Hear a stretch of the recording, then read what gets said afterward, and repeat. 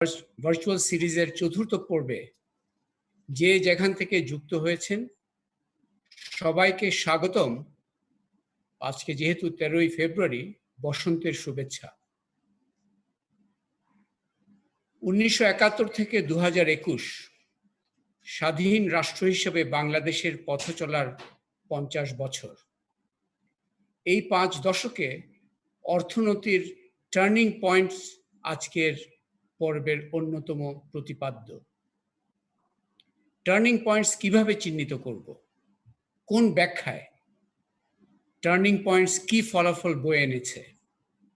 নিশ্চয়ই এই আলোচনা একরৈখিক নয়, হতেও পারে না। তবে আজকের আলোচনা নিছক ঘটনা প্রবাহের হিসাব নয়, অর্থনৈতিক গন্তব্য উদ্ঘাটন ও পরিবর্তনের চালক চিহ্নিতকরণই আজকের বিষয়বস্তু। এই আলোচনায় বিভিন্নতা থাকাটাই স্বাভাবিক, তবে ফোকাস হচ্ছে অন দি বিগার স্টোরি। আমরা সৌভাগ্যবান আলোচনা উস্কে দেওয়ার জন্য দুজন অতিথিকে আমরা আমন্ত্রণ করেছি। একজন এখনো যোগ দিতে পারেননি, আশা করি কিছুক্ষণের মধ্যে যোগ দেবেন। প্রফেসর নুরুল ইসলাম এবং প্রফেসর রেহমান সোবান। প্রফেসর রেহমান সোবান অলরেডি উপস্থিত আছেন।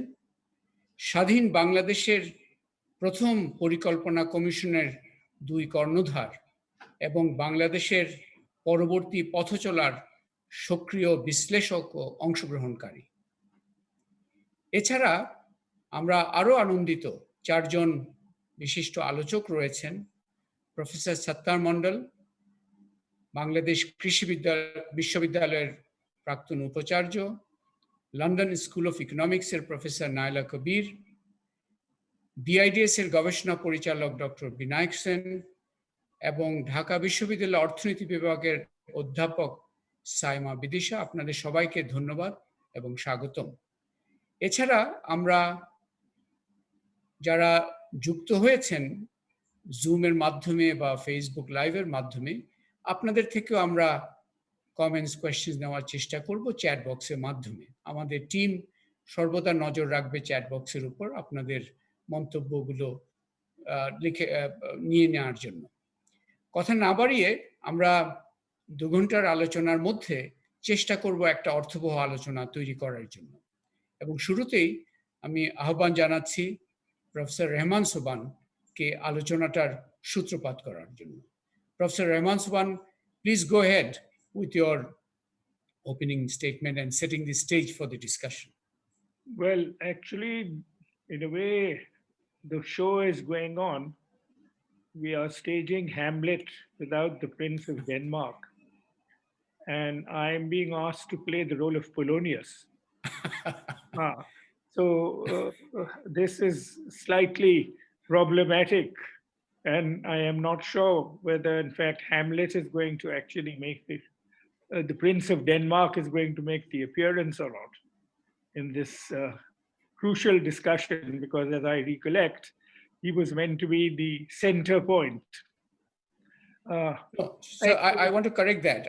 You are equally the center point, sir. So I think we are looking at a slight modification of Shakespeare's. There are 2 Hamlets here. So one of them is present, so we can go ahead, certainly. Anyway, Jaiho. Okay, well, I'll speak, as I said, for about 10 or 12 minutes. Yes, sir. To get the show on the road. Let's see, it's 8:12. Okay, quickly. Now, you talk of course, turning points. Now, the concept, the turning point seems to suggest specific points in time or history. Now, of course, economic transitions, in fact, rarely take place at any point. I will perhaps say that the one exception to the rule was that I would say that 15th of August 1975 was a turning point, because ever since then, the economy was set on a different path altogether. As I said, I'm not going into the merits or demerits of what was the appropriate path. But I would see that as a very distinct break. And from the post 15th of August period, there was a gradual continuum in the shaping of the economy and its direction, virtually down to the present, without any significant, I would say, reverses in the trajectories of the economy. It was, as I said, a process which in fact remained continuous.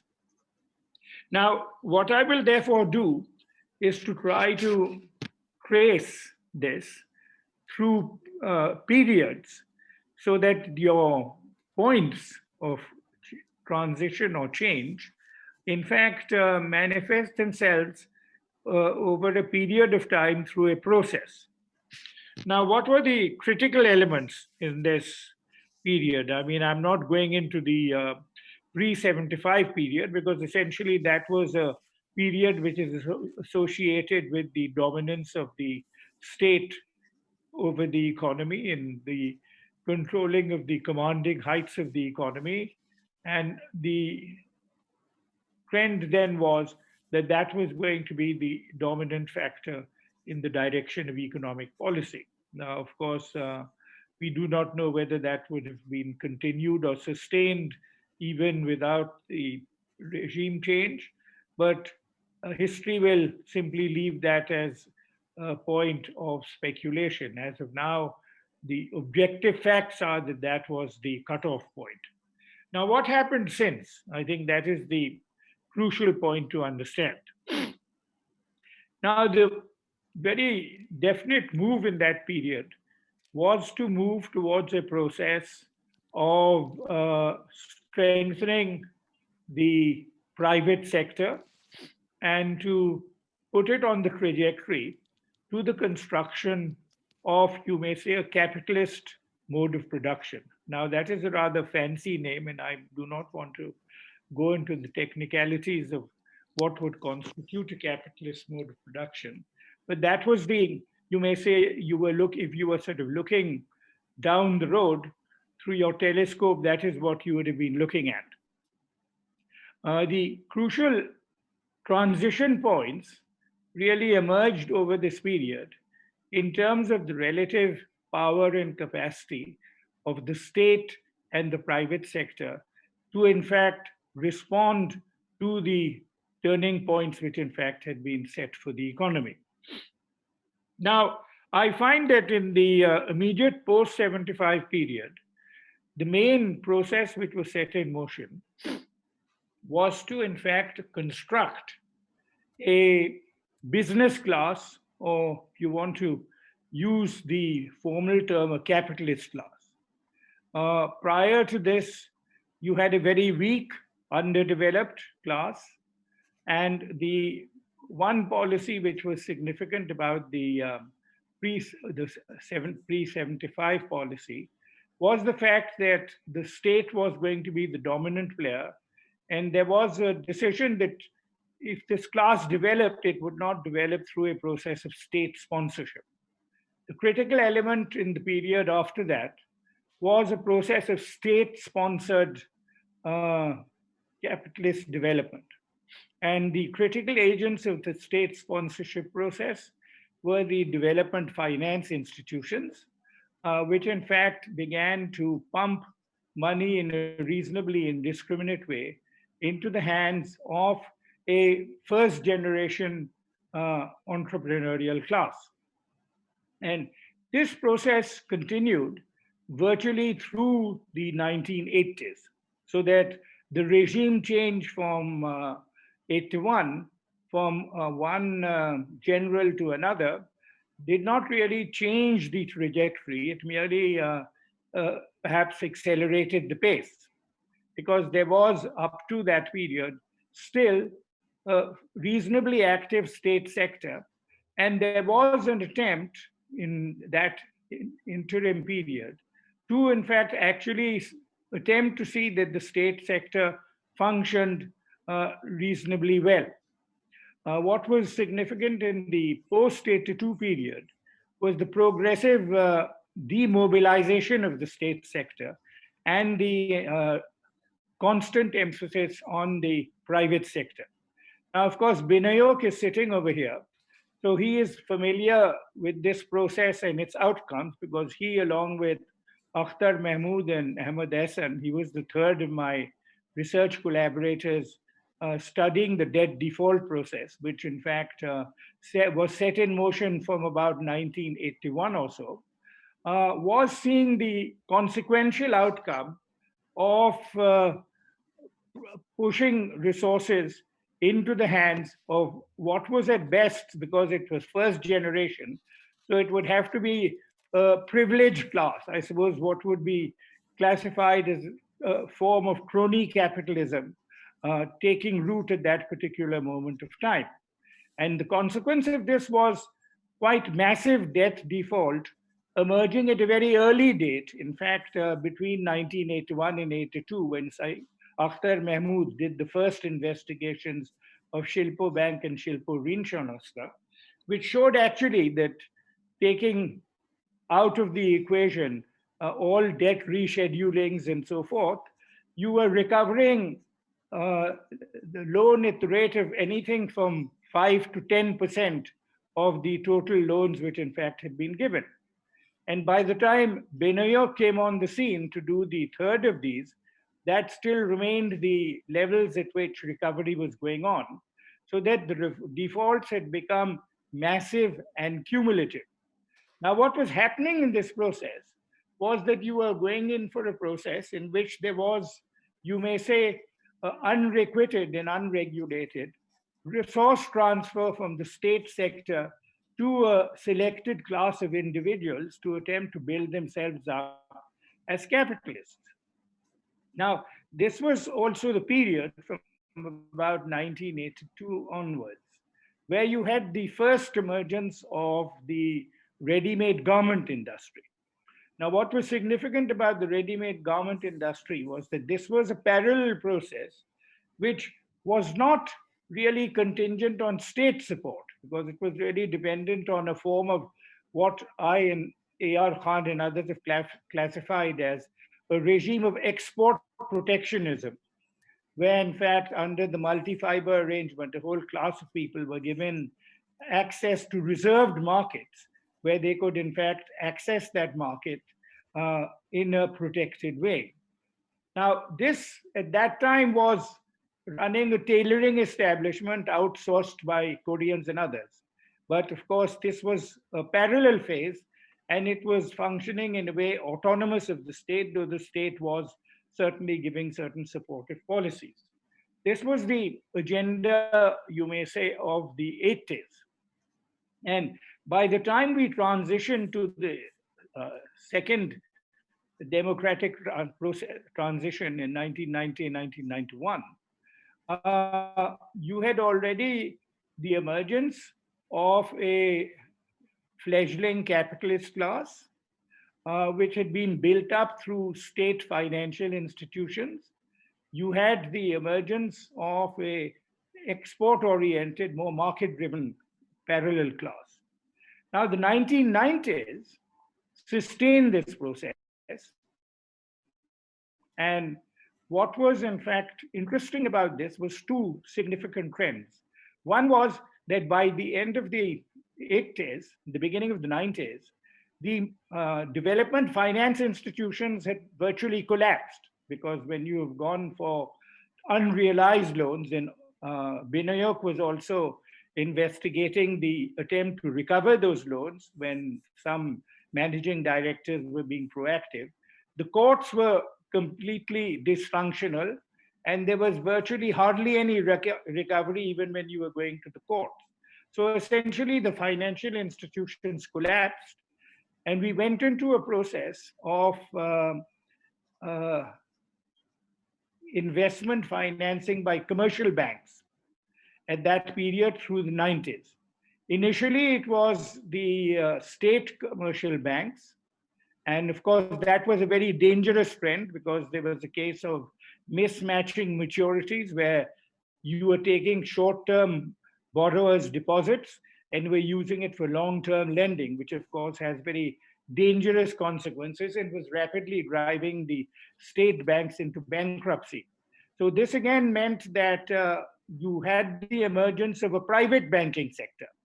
This again was a very significant transition point because it was providing a alternative source of uh, bank financing for the entrepreneurial class, and particularly the garment industry, which was hitherto, you may say, emancipating itself from state control and developing autonomy in its reproductive process. So by the time you came to the end of the 90s, you had a significant private banking sector emerging. You had the state financial system in a state of now comprehensive collapse because the commercial banks, state commercial banks, were also now entering into high levels of debt default. But at the same time, you had now a much stronger emergent government sector, which was an autonomous growth process built around market competitiveness in the global system, and which was in fact progressively going in for backward linkages. So that when you entered the 21st century, you now had the emergence of an independent entrepreneurial class, which had grown up without dependence on the state, but it was coexisting, of course, with this state-driven capitalist class, which was, you may say, the byproduct of the default culture, which had in fact now become a self-perpetuating process. Now, what was significant, I would say, for the 21st century was what I would really call is the emergence of the an autonomous capitalist class, a process where, for the first time in our history, uh, a process of autonomous expanded reproduction set in. By that, it is meant that you have got a capitalist class which can reproduce itself without the patronage of the state. And this was a very significant development because they were in a position to reinvest their profits, but mostly go to the banking system to, in fact, actually do so. However, it led to very dangerous trends which persist even today, which meant that you were becoming heavily dependent on bank financing. And this bank financing was coming not from owners' capital, but from the deposits of millions of small scale depositors. So there was a transfer of resources from small depositors to big capitalists, and particularly where it was not being repaid, it was leading to a massive redistribution of income from the less resource endowed to the highly resource endowed without any sense of obligation that they actually had to be paid back. So you now have these two strands which have really emerged in terms of the development of capitalism in Bangladesh, which is prevailing today. Now, a strong independent class, which has moved away from garments, which is uh, still there, it is our dominant export, but it is now heavily diversified into knit exports with backward linkages.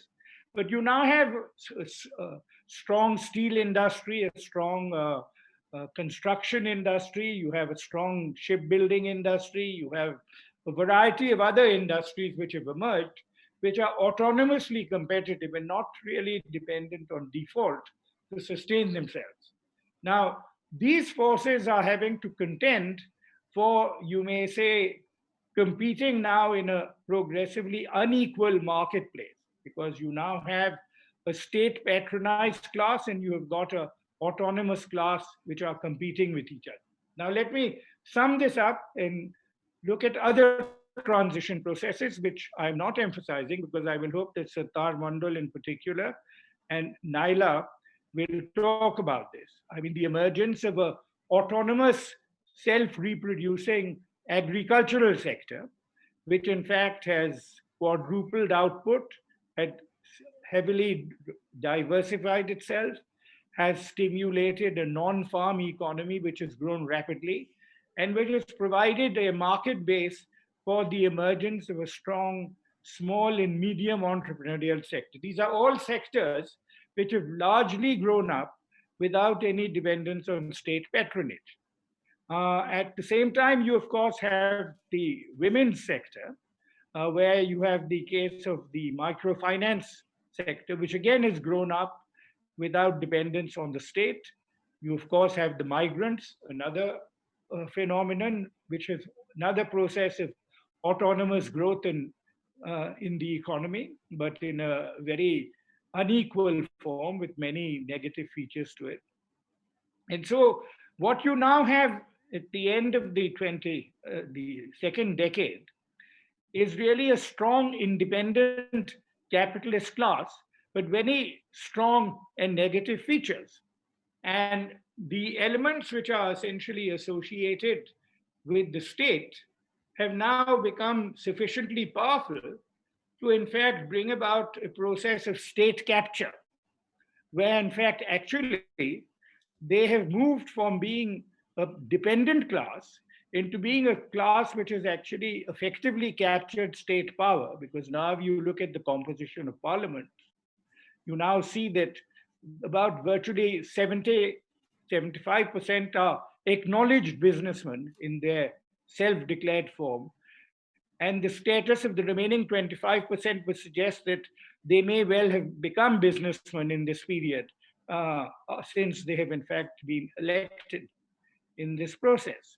So, state power, the political process, has become central to their own process of growth and reproduction. And now that they are, in fact, a politically dominant force, they can influence and dictate policy, and they can, in fact, actually escape any form of regulatory conduct. Now, this is the two strands which are there. One, I would say, is very positive. The second has its positive features because it has also been part of the growth process, and it isn't that the people who are defaulters and patronized by the state have not, in fact, generated significant investments and growth. But these are two contending forces there. And the third and most important force, you may say, is the subaltern element, going up from the farmers to the small businessmen, to the microfinance borrowers, to the now newly emergent IT entrepreneurs, who are now functioning with enormous dynamism and enterprise, with an enormous capacity for promoting growth and reinvestment and innovation, but without really any effective and significant state support. So these are the significant processes with, you may say, stages in the transition. Thank you, sir. That was a fascinating telescopic view of the underlying story. I think the story of Bangladesh needs to be told in these the underlying trends. We know the statistics, etc. And what I got from your that there was an initial philosophical issue about state versus market, which was resolved through that mid 70s. You know, you mentioned about August 75, and through that political transition, this was settled towards the market. Well, I would not use the word market, Zilur, because would you? Market processes, in fact, reflect a process of, you may say, competitive capitalism, and what you were getting for a long time was. Right, and I was coming to that. So, to relatively the command economy, from the command economy as giving a space to this, in a way, the capitalist class, market force, etc. But then, 80s, 90s, and the subsequent 2 decades, there are 2 stories within which to understand. Obviously, these are, we are sketching in very broad terms from your account. One is that I think that's a story of Bangladesh which hasn't been sufficiently been told, that 2 parallel stories going on, and we have to see at what moment, which one, how they are faring. One is that there is the policy process, the state's own capacity to take initiatives, etc. And then you have this initiative within society, like the entrepreneurial RMG entrepreneurs emerging not via the state finance sponsored process. So initiative driven processes and policy driven processes are one sort of story going on. And agriculture, women's issue, microcredit, these are examples of the NGO movement initiative process. And the other one, which you mentioned, is these different moments one needs to understand. One is that the interface of politics and economics. The state, now you have mentioned of a new phase where state capture the uh, the state sponsored market actors are actually, to what extent do I have upper hand at certain points in time and not at others? And at this point in time, that's what you alluded to. So I think that's a fantastic way to set the stage for the discussion. And I will certainly bring you back, sir, again to let's hear from the discussants. I was just told that Professor Islam is not feeling well, so he may not be able to join right away. I have asked Akhtar to encourage him to join towards the end if he is able to. But we obviously, given his age, we have to respect his sense of well-being. So let's start we have the four discussants. I want to start with Professor Sattar Mandal, because one part of the story that Professor Professor Rehman Sobhan spent the bigger amount of time was on the industrial sector and the agriculture. He mentioned towards the end the important transformation of the agricultural sector. And in this bigger story of turning points, Sattar Mondal সাহেব, আপনি কিভাবে দেখবেন এই বিষয়টা নিয়ে আপনি যদি একটু বলেন। Okay, thank you, Zillur, the moderator. I feel very honored, really, to have been able to join you. আমি professor Rehman সোহানের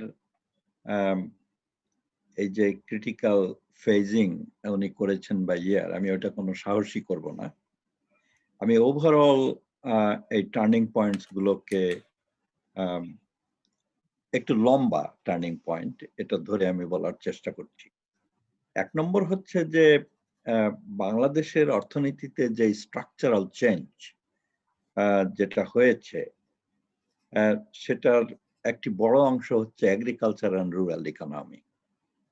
And this agricultural and rural economic transformation, the major feature হয়েছে the lesser importance of gradually lesser importance of crop sector and increasing role for more commercial and high value sector like these livestock, the fisheries and vegetables and so on.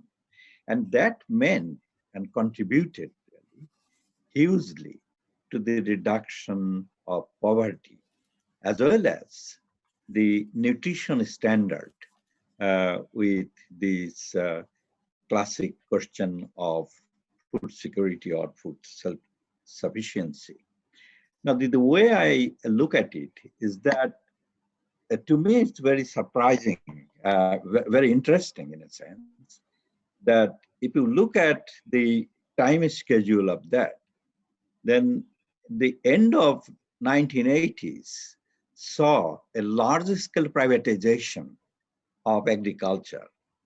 There was the privatization of the overall economy, but the impact of this large-scale privatization in agriculture and rural economy meant a kind of growth, initially in the cereal and food crop sector, and then the wave of that really went to the other commercial sector. And it happened despite the declining farm size and highly fragmented land and farm structure, meaning that it, in a sense, dispelled out the classic observation of inverse relationship between farm size, land productivity, or returns to farming. And if you look at the total factor productivity, then it was only very negligible, roughly 0.2% up to the middle of 90s. But from the middle of 95 or so on, when the regime which came into power put more and more focus on the rural and economic agriculture sector, and I would attach some importance to that kind of policy, that total factor productivity increased from less than 0.2% up to that point to as high as 2.7%, and which was comparable to our comparators really in South Asia, except China, which did a little better than us. I see this is a very important and significant point that we can note. Now, what are the drivers to that really? And I have tried to understand as follows. The first of all is this large-scale privatization, which started with irrigation technology. And then the market was open. There was deregulation. There is no restriction on siting of pumps and other things. So that paved the ways and increased opportunities for the rural entrepreneurs to come in and invest in this productive sector, and which we found a very positive result in terms of growth in the rice sector. The second point is this: it didn't limit itself to only irrigation. It is spread over other segments of mechanization, which has started with the tillage mechanization with tractors, and then ultimately nowadays we can see the combine harvester and other things really. And one of the powerful agents behind this are these rural educated class of entrepreneurs really.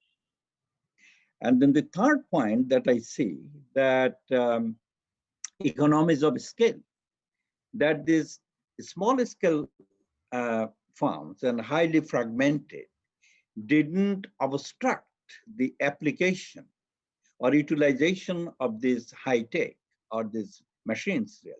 There has been a new kind of market which is developed by these rural entrepreneurs through different forms of contractual arrangements, custom hire services for machines and other things, and a vibrant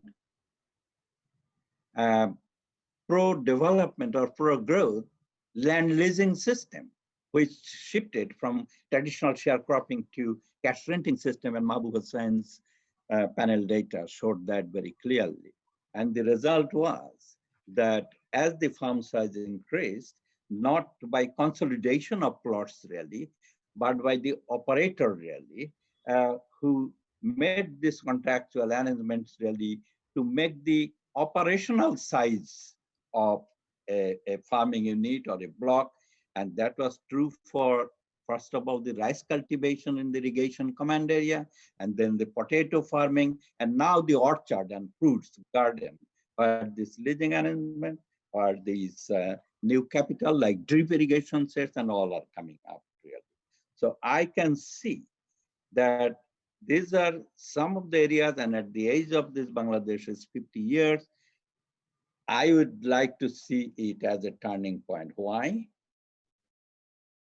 Because we have achieved the literary self-sufficiency, at least the cereal self-sufficiency. We have achieved self-sufficiency in fisheries, but still we have to go a long way in terms of nutrition for milk, meat, and other sectors and everything. But there are unequal growth and development. There are unfavorable ecologies, like Southwest, where we have this saline zone really.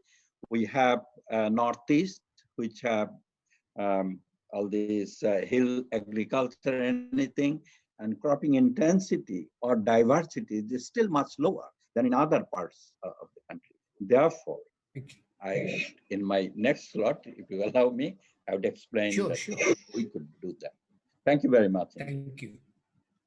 Thank you very much, Dr. Sattar Mandal. And I think আমরা বাংলাদেশের অর্থনীতির গল্প বলতে গিয়ে RMG উপর যত focus করেছে, I think কৃষির যে গল্পটা ডক্টর সত্তার মন্ডল যেটা বললেন, I think it's very, very important issue. And আমাদের একজন from the audience, Ahmed Hassan of World Bank, he has made a point that Bangladesh is more East Asian than South Asian because of these sort of things. So I think there are already we are really getting some new nuances into the idea of turning points. I want to bring in Naila Kabeer at this point in time. Naila, are you there? Okay. Yes, Naila. Okay. Your take on the discussion on hand. I'm not going to talk so much about turning points. I'm going to talk about milestones, things that were very significant in this, where we've come to now. And I think the first one of them, and everything that Professor Sobhan and Professor Mandal has said has clearly implications for people on the ground, which groups of people, who's in parliament, all of that is clearly, it has implications for different groups within society. So my interest really is in some of the poorer women in society in Bangladesh and what has worked in their favor and what has not in this history. And I would say almost a forgotten story of, a forgotten milestone is our success in bringing down fertility rates. We have a kind of almost a demographic record in going from a country that was associated with this completely obstinately high fertility rates of 7 or whatever children to 3 and now 2, a few years later. How that happened in a relatively short space of time, clearly lots of different drivers, but also a great deal of receptivity in the population.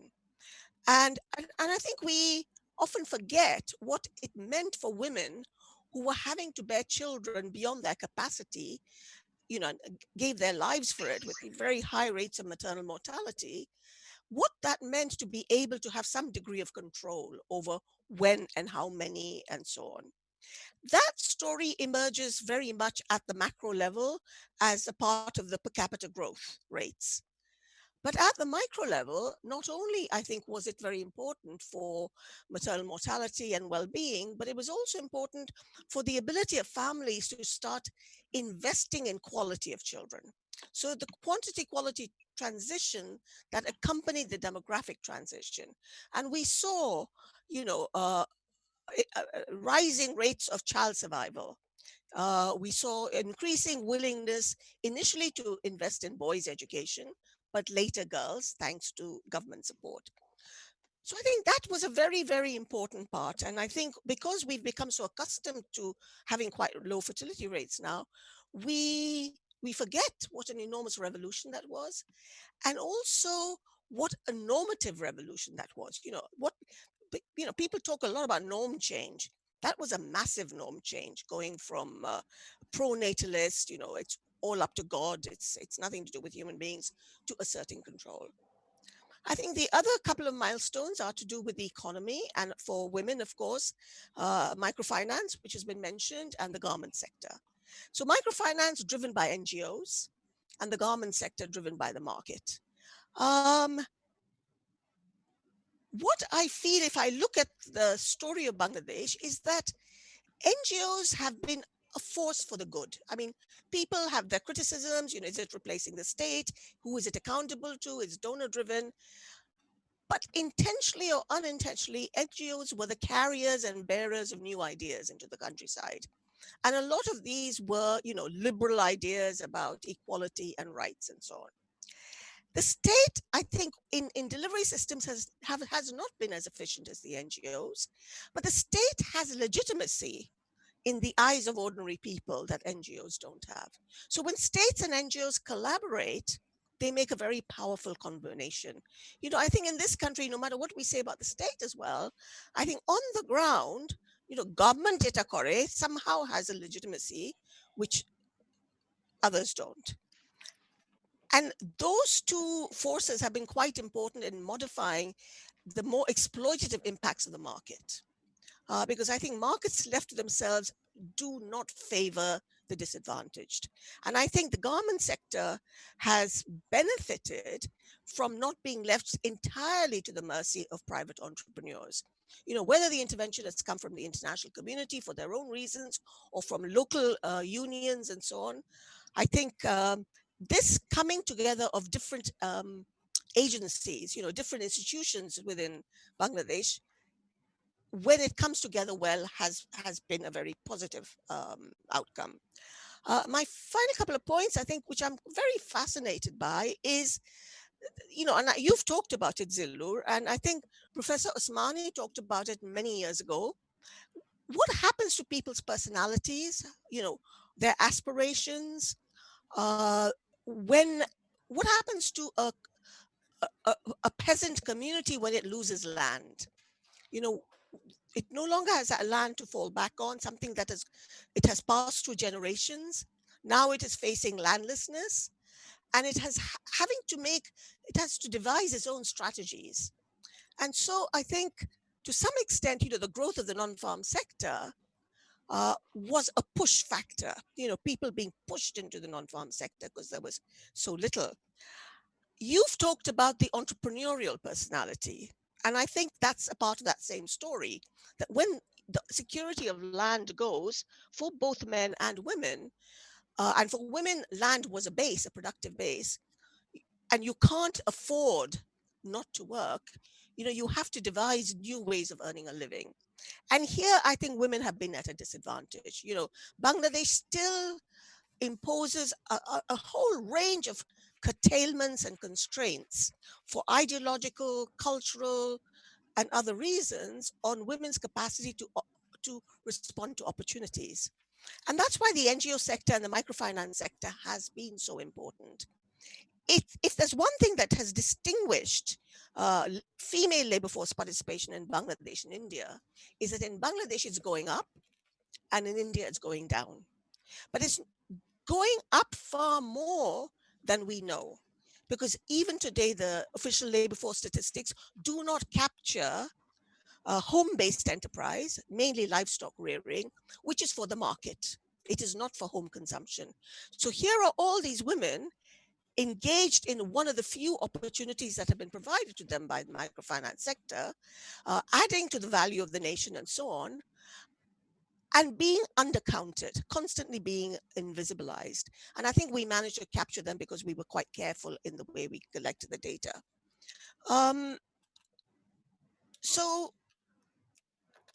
We've been doing a comparison with West Bengal and Bangladesh. And not only is West Bengal's female labor force participation lower, but even their home-based workers are not engaged in income generation. So what I see now is that wherever opportunities have been made available, the surprise that everyone expressed about the thousands of women that went into the garment sector overnight, tells you that there was a suppressed demand, a latent demand for work. And today we talk about, in the 70s, when I think Meet Kane, etc., were looking at how far women would go for wage labor, they talked about this very limited radius around their homestead. A few kilometers, that's as far as they would go, and they would work only for neighbors. And today we're talking to women who get on a plane and go to, as they said, God knows where they're going to land. And they're doing it because the opportunities have been made available. So, the entrepreneurship that we're talking about, I think, is something that women also share, but are not acknowledged as that. And my final point is that when we talk about these personality changes, you all have talked about entrepreneurship. I think there's two other personality changes. I'm calling it personality changes for want of a better word, but it's outlook, it's orientation, it's how you view the world. One, I think, comes from Naomi Hussein, and it's this idea of rude accountability. People are not as obsequious as they used to be. poorer people are not as obsequious. And you feel that when you go into village homes, people greet you in a different way. They're still hospitable, but they will look you in the eye, and they will have comments to make about how you dress and so on. And her point was, women being she was talking about women, it could easily be men, being very annoyed that, queuing up for the doctor wasn't fair, that people could just jump the queue. And so that rude accountability comes into play because the institutional mechanisms of accountability are not there. But people are learning, I think, to stand up for themselves. And that kind of past obsequiousness, I think, is fading. And the final change, I think, is about the capacity, if you like, the capacity to aspire, the capacity to think about the future, the capacity to imagine a different future to the one that you were born into. And I think in that sense, a whole range of new and unexpected opportunities have come onto the horizon. I think migration, overseas migration is one of them, obviously, non-farm sector, just, there's been diversification almost without planning, unplanned diversification. I think that's a fantastic point on which to. It's a continuation of, in a way, the story of Bangladesh being told in different ways by each of the speakers so far. That the competing processes of initiatives and policies, things happening not as per plan, but nevertheless happening and having different type of outcomes. And I think Naila has importantly also certain normative changes, like the fertility decision, I think was mentioned, was a very important normative change. And also the collaborative space between the government and non-government actors. We talk of the entrepreneurial discussion often focuses those at the top, but I think what Naila you have underscored is that that discussion might also look at actors towards the bottom, that they are also animated by a similar entrepreneurial response to adversities, actually, not necessarily to opportunities, but to adversities. Okay, so let's go on, and this is getting very fascinating, but we have to keep it within 2 hours, of course. Now I want to bring in Dr. Binayak Sen, and I just want to correct one thing. Ahmed Hassan is actually currently with Policy Research Institute, so that's the correction. Dr. Binayak Sen, your take on what you have heard so far. Thank you, Zilur Bhai. Bolo, tomar moto bolo. I would say the turning point is to be understood as an inflection point, a point whereby it takes new directions, either by free will or driven by circumstances. It can be defined very variously. Professor Rehman Sobhan has done the historical turning points. In the literature, we have also reference to Lewisian turning points. We have the discussion in the business cycle mode that when the turning point happens, if there are two consecutive fall in output in two consecutive quarters, then it will be considered a turning point. And similarly, if there is a two consecutive sort of improvement in 2 quarters, then it will be considered as an upward moving turning points. But in my discussion, I'll focus on only one single issue of the issue of maintaining growth momentum, or the impossibility of maintaining growth momentum in the context of rising inequalities, because it has direct bearing on the nature of the state, and it has direct bearing on the nature of two tendencies that was highlighted by Professor Sobhan. The two tendencies can be variously leveled. It's a capitalism from above versus capitalism from below, state-sponsored capitalism versus market-driven capitalism. It's a Bismarckian approach to development as opposed to Smithian sort of approach to development. But my main point is that the familiar growth drivers. There can be disagreement among us what are those drivers, but let's say agriculture, NGO-driven microfinance, or non-farm development, the RMG, and remittance. These four drivers that ruled in the 2010s will not be able to pump out the same amount of growth in the changed context of 2020s. So this is the main sort of hypothesis I want to put forward. There are distinct uncertainties whether it will be able to sustain the past growth momentum of 7-8% even in the next 5 years. COVID-19 presents one set of uncertainties, but also there are other economic hurdles stemming from institutional and inequality barriers. Hence the need for turning point discussions. Just to illustrate how difficult it has become in the post-COVID world to meet the SDG target. Earlier, it was possible even by attaining average 6% GDP growth rate to meet the poverty target, SDG target number 1. Now in a post-COVID-19 scenario, even a 7 to 8% growth rate would not be enough. So this is the sort of grim reality we have to face. Second is that we hear that we have to reach the bigger milestone like upper middle income and the higher income milestone by 2031 and 2041. Just to give an indication that if we want to attain the lower threshold of upper middle income by 2041, we have to grow at an average rate of 7% for the next 20 years. Now, the upper middle income goalpost is a moving target. It's not a fixed one.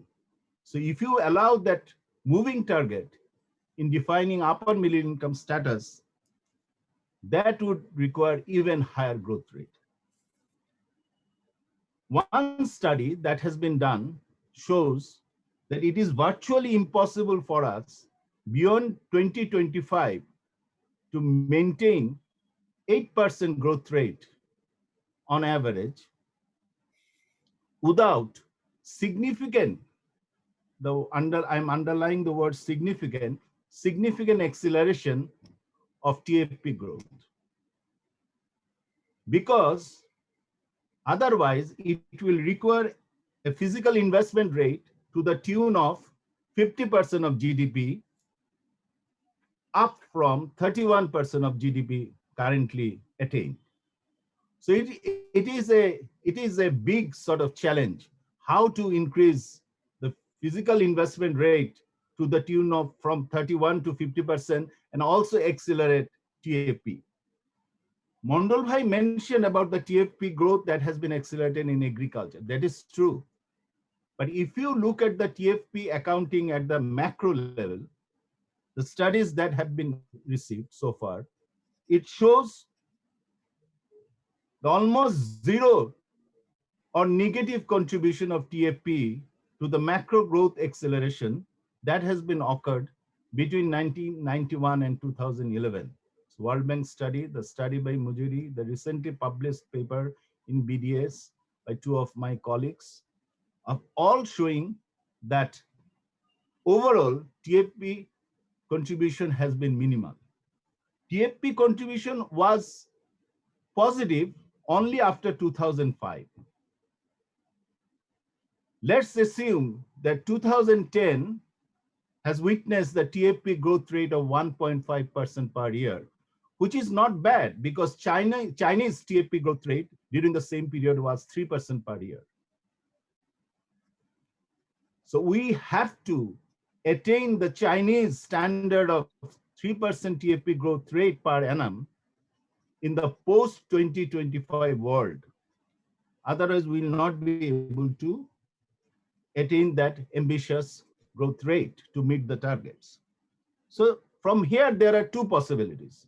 One is to we revisit our ambitiousness. we say that we do not need such an ambitious growth rate that is also accompanying by rising inequality.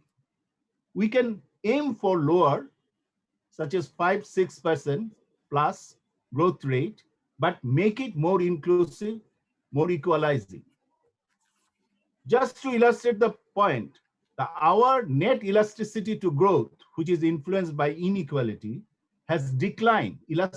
Growth elasticity of poverty reduction has declined from 2% in 1990s to 1.5% between 2005 and 2010. And now it has declined to only just 1.1%.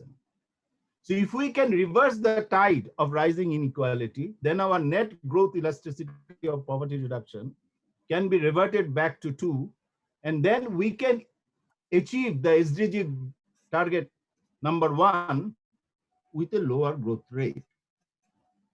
The second problem is that even with this high amount of growth that we have sustained through our familiar 4 drivers, we could not generate a redistributive state. And that is, to me, the central failure of Bangladesh political economy, or the central expression of the conflicts between the 2 tendencies that was discussed in Professor Sobhan's earlier intervention. Redistributive state means the ability to tax and spend. The taxing and spending state, it is, we cannot classify Bangladesh's state under that level. Our tax GDP ratio, even during the pre-COVID time, has remained restricted to 8% of GDP. And it is lower than the most South Asian countries. In short, the growth dividends have not been translated into higher fiscal capacities of the state. And hence, it has 2 implications. We could not moderate the inequality through the redistributive role of the state, through expanded redistributive role of the state, which was expected, given the overarching objective of poverty reduction, given the overarching goal of SDG 10 of moderating inequality. Our public education GDP ratio is lower than India. Our public health GDP ratio is also lower than many South Asian neighbors. And it is certainly lower than the standard of Sri Lanka of 2.5% or Vietnam 3% of GDP. We are just average, we are attaining just the average of 0.5% of GDP according to the recent ADB report. And if you go by the recent number, it is not exceeding 0.7% of GDP. So the nature of the state becomes like that it is accelerating growth, it is contributing to rising inequality of private incomes, but it is not able to moderate those inequalities by taxing and spending for the poor on an expanded scale. And that is affecting not only the quality of public service delivery, but also the inability to do anything about very high level of inequality. 3 positive features, though, keep Bangladesh's hope alive. I'll just briefly name the features, not elaborating that. First, Bangladesh was able to avoid premature industrialization. That is not necessarily the case. Premature industrialization happens when the share of labor force engaged in manufacturing declines, and also the manufacturing GDP's share in total GDP also declines. That didn't happen in Bangladesh, in contrast to even India and Vietnam. And it is right, Ahmed Hassan is right, that in that sense, Bangladesh is following a different path.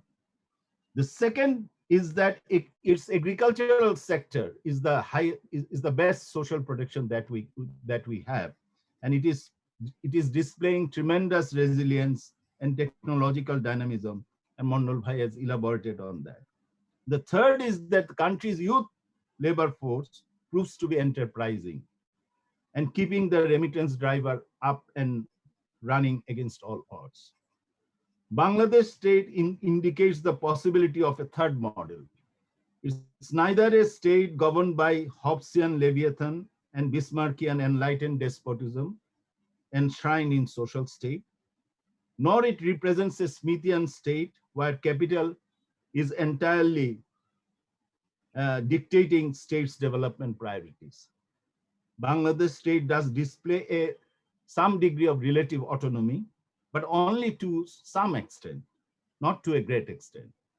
Nowhere the relative autonomy of Bangladesh state discussed then in its constitution of 1972, with its constitutional commitments enshrined in the four principles, and in the specific clauses of clause 19 and 20, promising a gradual transition to an exploitation-free, just and egalitarian society. Thank you. Thank you, Binayak. That was very broad sweep, and I think Binayak has introduced a right additional note into the whole discussion, where at the outcome level, the whole theme of inequality and even the focus increasingly on public services. If livelihoods was the dominant concern earlier, the focus on public services is a very important one, and the characterization of the state, as was very at the end mentioned. We will come back to these. Let's listen to now Professor Sayema Bidisha from the University of Dhaka Economics Department. Sayema, please make your comments. Thank you so much. প্রথমেই PPRC কে ধন্যবাদ জানাতে চাচ্ছি আমাকে এখানে বলবার জন্য, সুযোগ দেওয়ার জন্য। মূলত অর্থনীতির যে কাঠামোগত রূপান্তরের বিষয়টা, অর্থনৈতিক দর্শনের বিষয় সহ অনেক কিছুই বলা হয়ে গেছে। আর মূলত যেহেতু এখানে আমি সর্বকনিষ্ঠ, সুতরাং আমি আসলে অনেক কিছু জানতে চাই, বুঝতে চাই, সুতরাং আমার আসলে কিছু প্রশ্নের সাপেক্ষে আমি আমার কথাগুলো একটু বলতে চাচ্ছি। অবশ্যই। প্রথমে যদি আমি একটু নারীর ক্ষমতায়নের বিষয়ে যে কথাটি প্রফেসর নাইলা কবির বলছিলেন, সেখান থেকে যদি আমি একটু শুরু করি, তাহলে প্রথমে আমরা জানি যখনই আমরা নারীর ক্ষমতায়নের গল্পটা বলতে চাই, তখন আমাদের মূল একটা বিষয় যেটা আসে সেটা হচ্ছে যে পোশাক শিল্পের বিষয়টি। এখানে আমি দুটো ছোট পয়েন্ট একটু বলতে চাচ্ছি। একটা বিষয় হচ্ছে যে পোশাক শিল্পের কথা যখন আমরা বলি, তখন আমাদের একটা প্রশ্ন অনেক সময় আমার মনে আসে, সেটা হচ্ছে যে পোশাক শিল্পে আমরা কিন্তু যেটা দেখেছি যে নারী শ্রমবাজারে যে অংশগ্রহণ, সেটার সাথে কিন্তু পরিবারের আয়ের একটা নেতিবাচক একটা সম্পর্ক রয়েছে, এটা গবেষণায় আমরা দেখে থাকি। তো সেটা যদি হয়ে থাকে, তাহলে সেক্ষেত্রে যখন দরিদ্র পরিবারের মেয়েরা যখন রেডিমেড গার্মেন্টসে যাচ্ছে, সে শ্রমবাজারে, মূলধারা শ্রমবাজারে ক্ষমতায়নের একটা জায়গায় সেদিকে সে যাচ্ছে, কিন্তু সেক্ষেত্রে তার কিন্তু স্কুলিং বা তার শিক্ষার ক্ষেত্রে সেটার কি কোনো প্রভাব পড়তে পারে কি, সেই বিষয়ে আসলে একটু চিন্তা করা উচিত কিনা আমাদের, বা সেই বিষয়ে আমাদের এখানে যে প্যানেলিস্টরা আছেন তারা কি ভাবছেন, সেটা আমি একটু হয়তো বিনীতভাবে একটু বুঝতে চাচ্ছি। আরেকটা বিষয় যেটা সেখানে সেই একই সাথে যে বিষয়টা চলে আসে, সেটা হচ্ছে যে সেকেন্ডারি ফিমেল স্টাইপেন্ড প্রোগ্রাম, যেটা 90 দশকের মাঝামাঝি সময় শুরু হয়েছিল, সেটা কিন্তু মূলত এক ধরনের টার্গেট ছিল যে সেটা আমাদের যে বাল্য বিয়ে এবং এই বিষয়গুলো এবং মেয়েদেরকে স্কুলে যাওয়ার বিষয়টা, সেই বিষয়ে এনকারেজ করবে, এবং সেই বিষয়টা একটা প্রকল্প। তো এখন এই একটা প্রশ্ন যে আসলে আমরা যদি এই ফিমেল স্টাইপেন্ড প্রোগ্রামের কথা চিন্তা করি, সেটাকে আমরা কি একটা মাইল ফলক বলতে পারি কিনা, এটা একটা হয়তো প্রশ্ন, যে সেটাকে আসলে মাইল ফলক বলবার মতো আমরা আসলে সেই রিফ্লেকশনটা আমরা দেখতে পেয়েছি কিনা। আমরা যেটা রিসার্চে দেখি, বিভিন্ন স্ট্যাটিস্টিক্সে দেখি, আমরা বড় ধরনের আমরা পরিবর্তন দেখেছি, কিন্তু whether that is enough to call it as a turning point or as a milestone, সেখানে আরেকটা পয়েন্ট আমি হয়তো একটু বলতে চাচ্ছি, সেটা হচ্ছে যে যদিও আমরা আমাদের লেবার ফোর্স স্ট্যাটিস্টিক্স আমরা যেটা দেখতে পাচ্ছি যে নারীরা আসলে স্ট্যাটিস্টিক্স এর বাইরেও প্রচুর কাজ করে থাকে, যেগুলো অনেক কিছুই কিন্তু অপ্রদর্শিত এবং আনঅ্যাকাউন্টেড, কিন্তু আমরা যদি শুধুমাত্র লেবার ফোর্স সার্ভের ডেটাটাকেই যদি দেখি 2010 থেকে কিন্তু 2016-17 পর্যন্ত আমরা এক ধরনের স্থবিরতা দেখতে পাই নারী শ্রমবাজারে অংশগ্রহণের ক্ষেত্রে।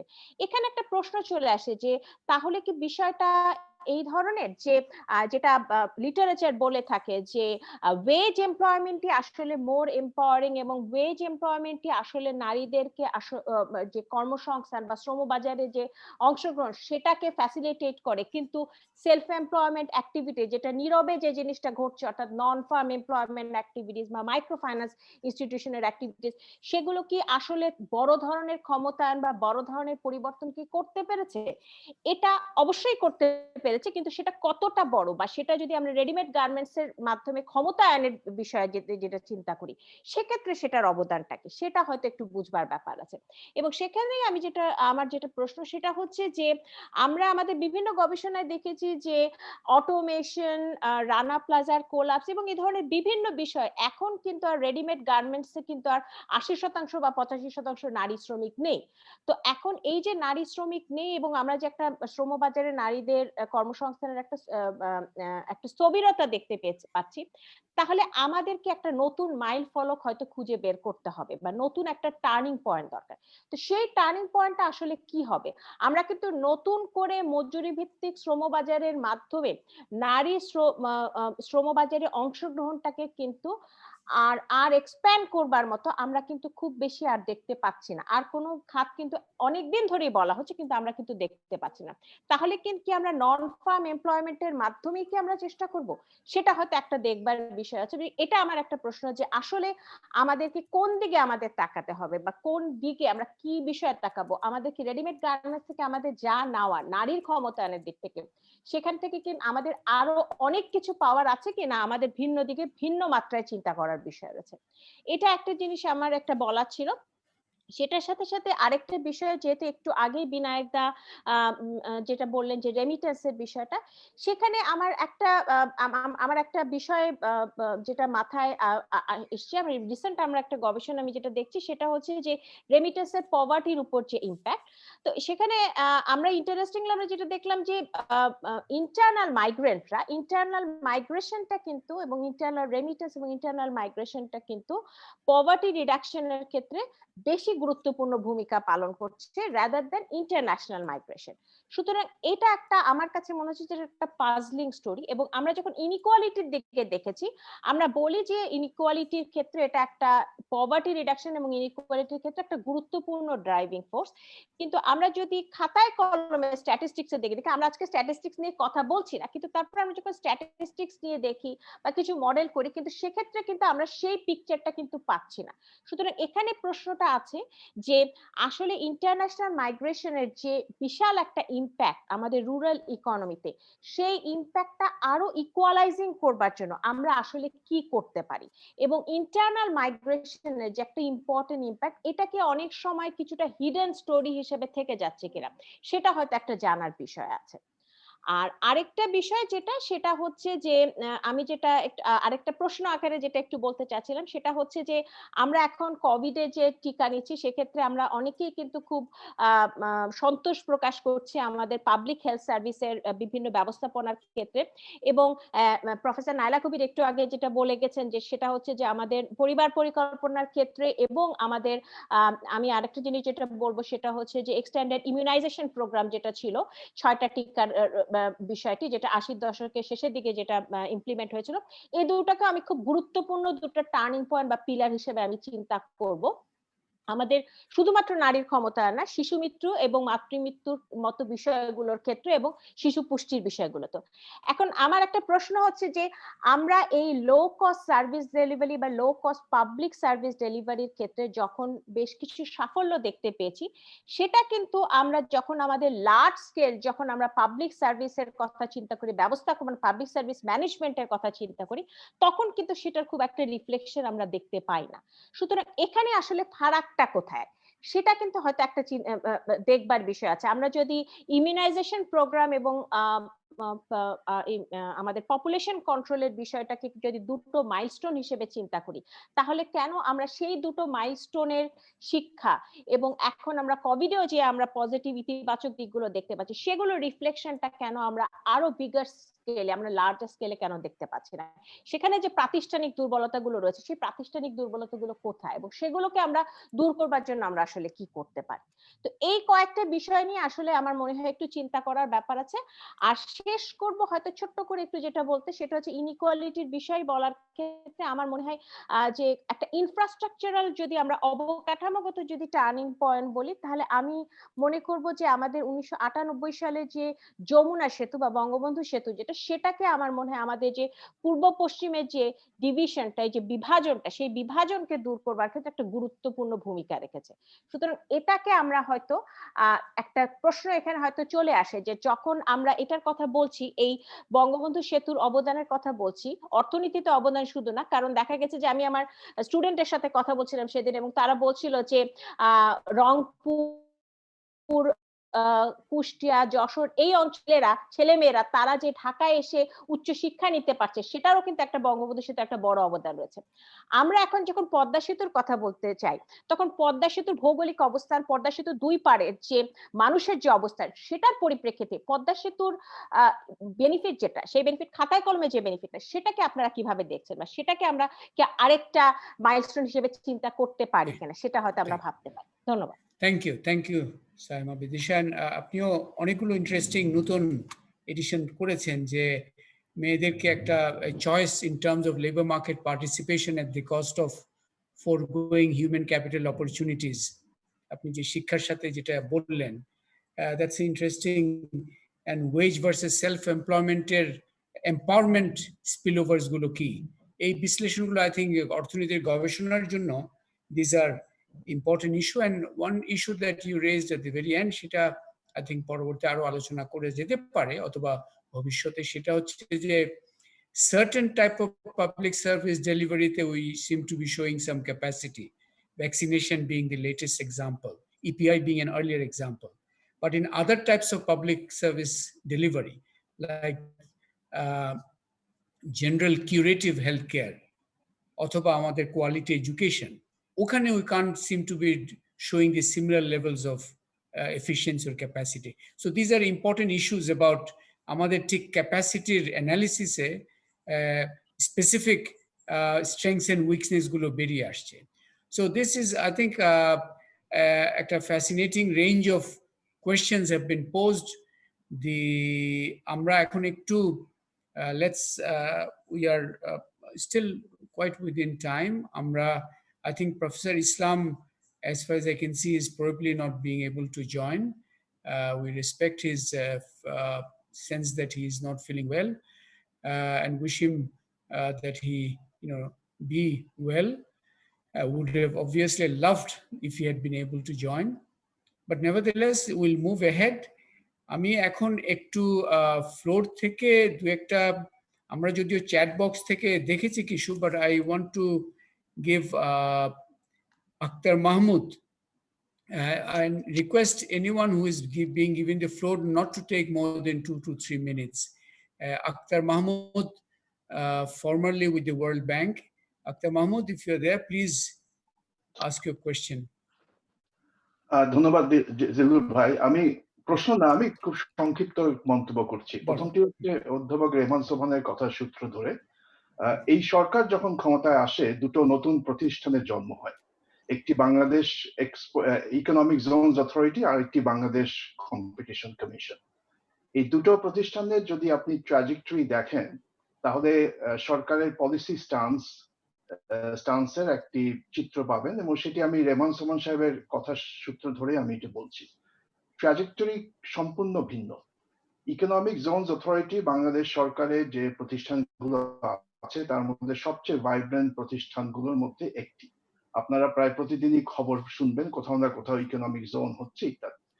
এই জোন অথরিটির কাজ কি? তারা ব্যবসায়ীদের জন্য একটি সম্পদ তৈরি করে দিচ্ছে, ইন্ডাস্ট্রিয়াল ল্যান্ড, জমি অ্যাকোয়ার করে সেই জমিটাকে ডেভেলপ করে তার সাথে ইনফ্রাস্ট্রাকচার ইউটিলিটিস যোগ করে একটি খুবই মূল্যবান সম্পদ ব্যবসায়ীদের জন্য তৈরি করে দেওয়া হচ্ছে।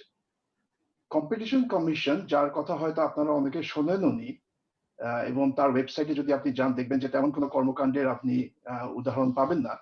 কম্পিটিশন কমিশনের কাজ হচ্ছে দেশের ভেতরে বাজার অর্থনীতির ভেতরে কম্পিটিশন নিয়ে আসা।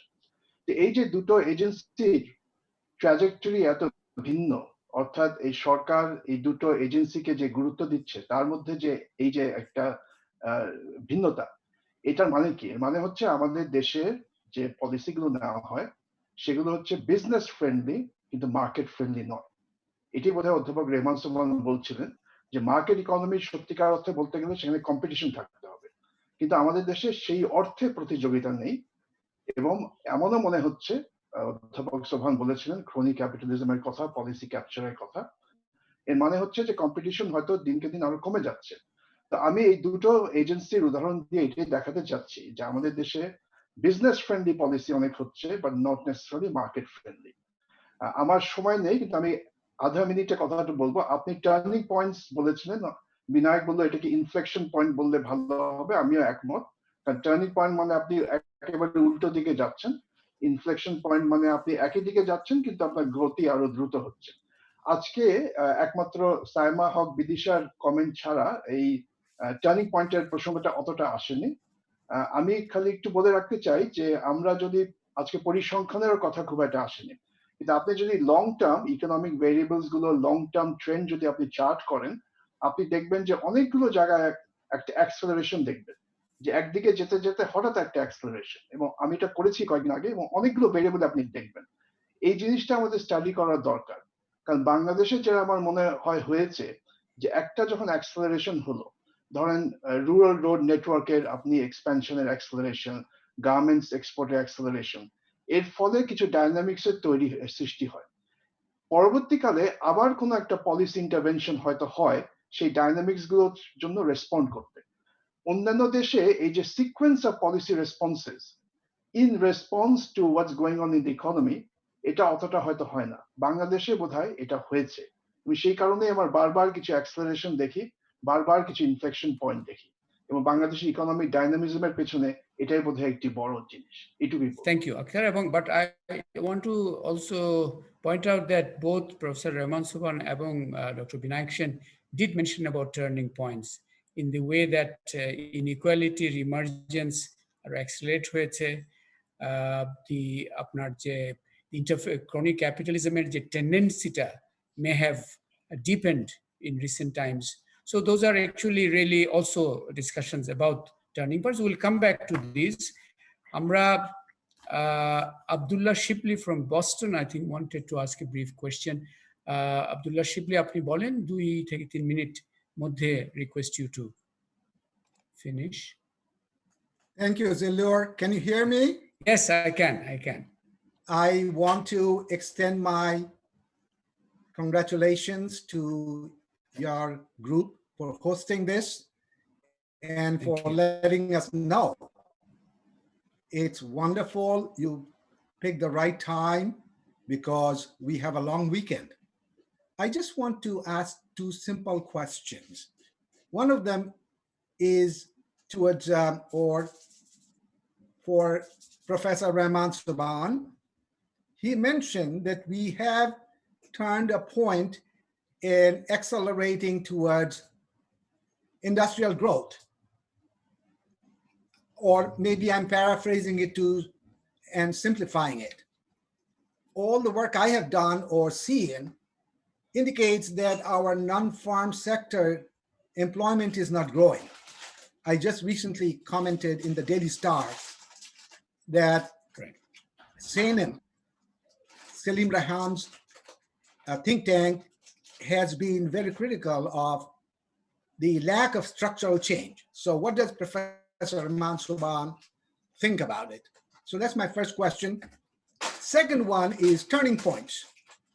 We are hoping that the COVID-19 crisis will bring about a turning point. Not necessarily will accelerate or decelerate, but it will be a turning point. And I want to emphasize that regardless of what you think about turning point, it has to be a turning point. Our model, economic model that everybody talked about, has to absorb the result or the consequence of the crisis. We can't go on business as usual. We have to try to accelerate the growth of non-farm employment. We have to change or bring about some changes in our education system that people can find jobs. I have relatives in Bangladesh coming out of North-South, coming out of East-West, and they are struggling to find jobs, meaningful jobs. Now, if it's STEM, yes, we need STEM, but if they don't have a degree in engineering, what do? They look. Right. Thank you. Right. Sure. Thank you. Thank you very much. And I think you raised this important question about education, and there's a question from the floor, additional question. I think our panelists haven't touched on that much, which is the whole issue of the human resources as part of the capacity analysis, which is so important.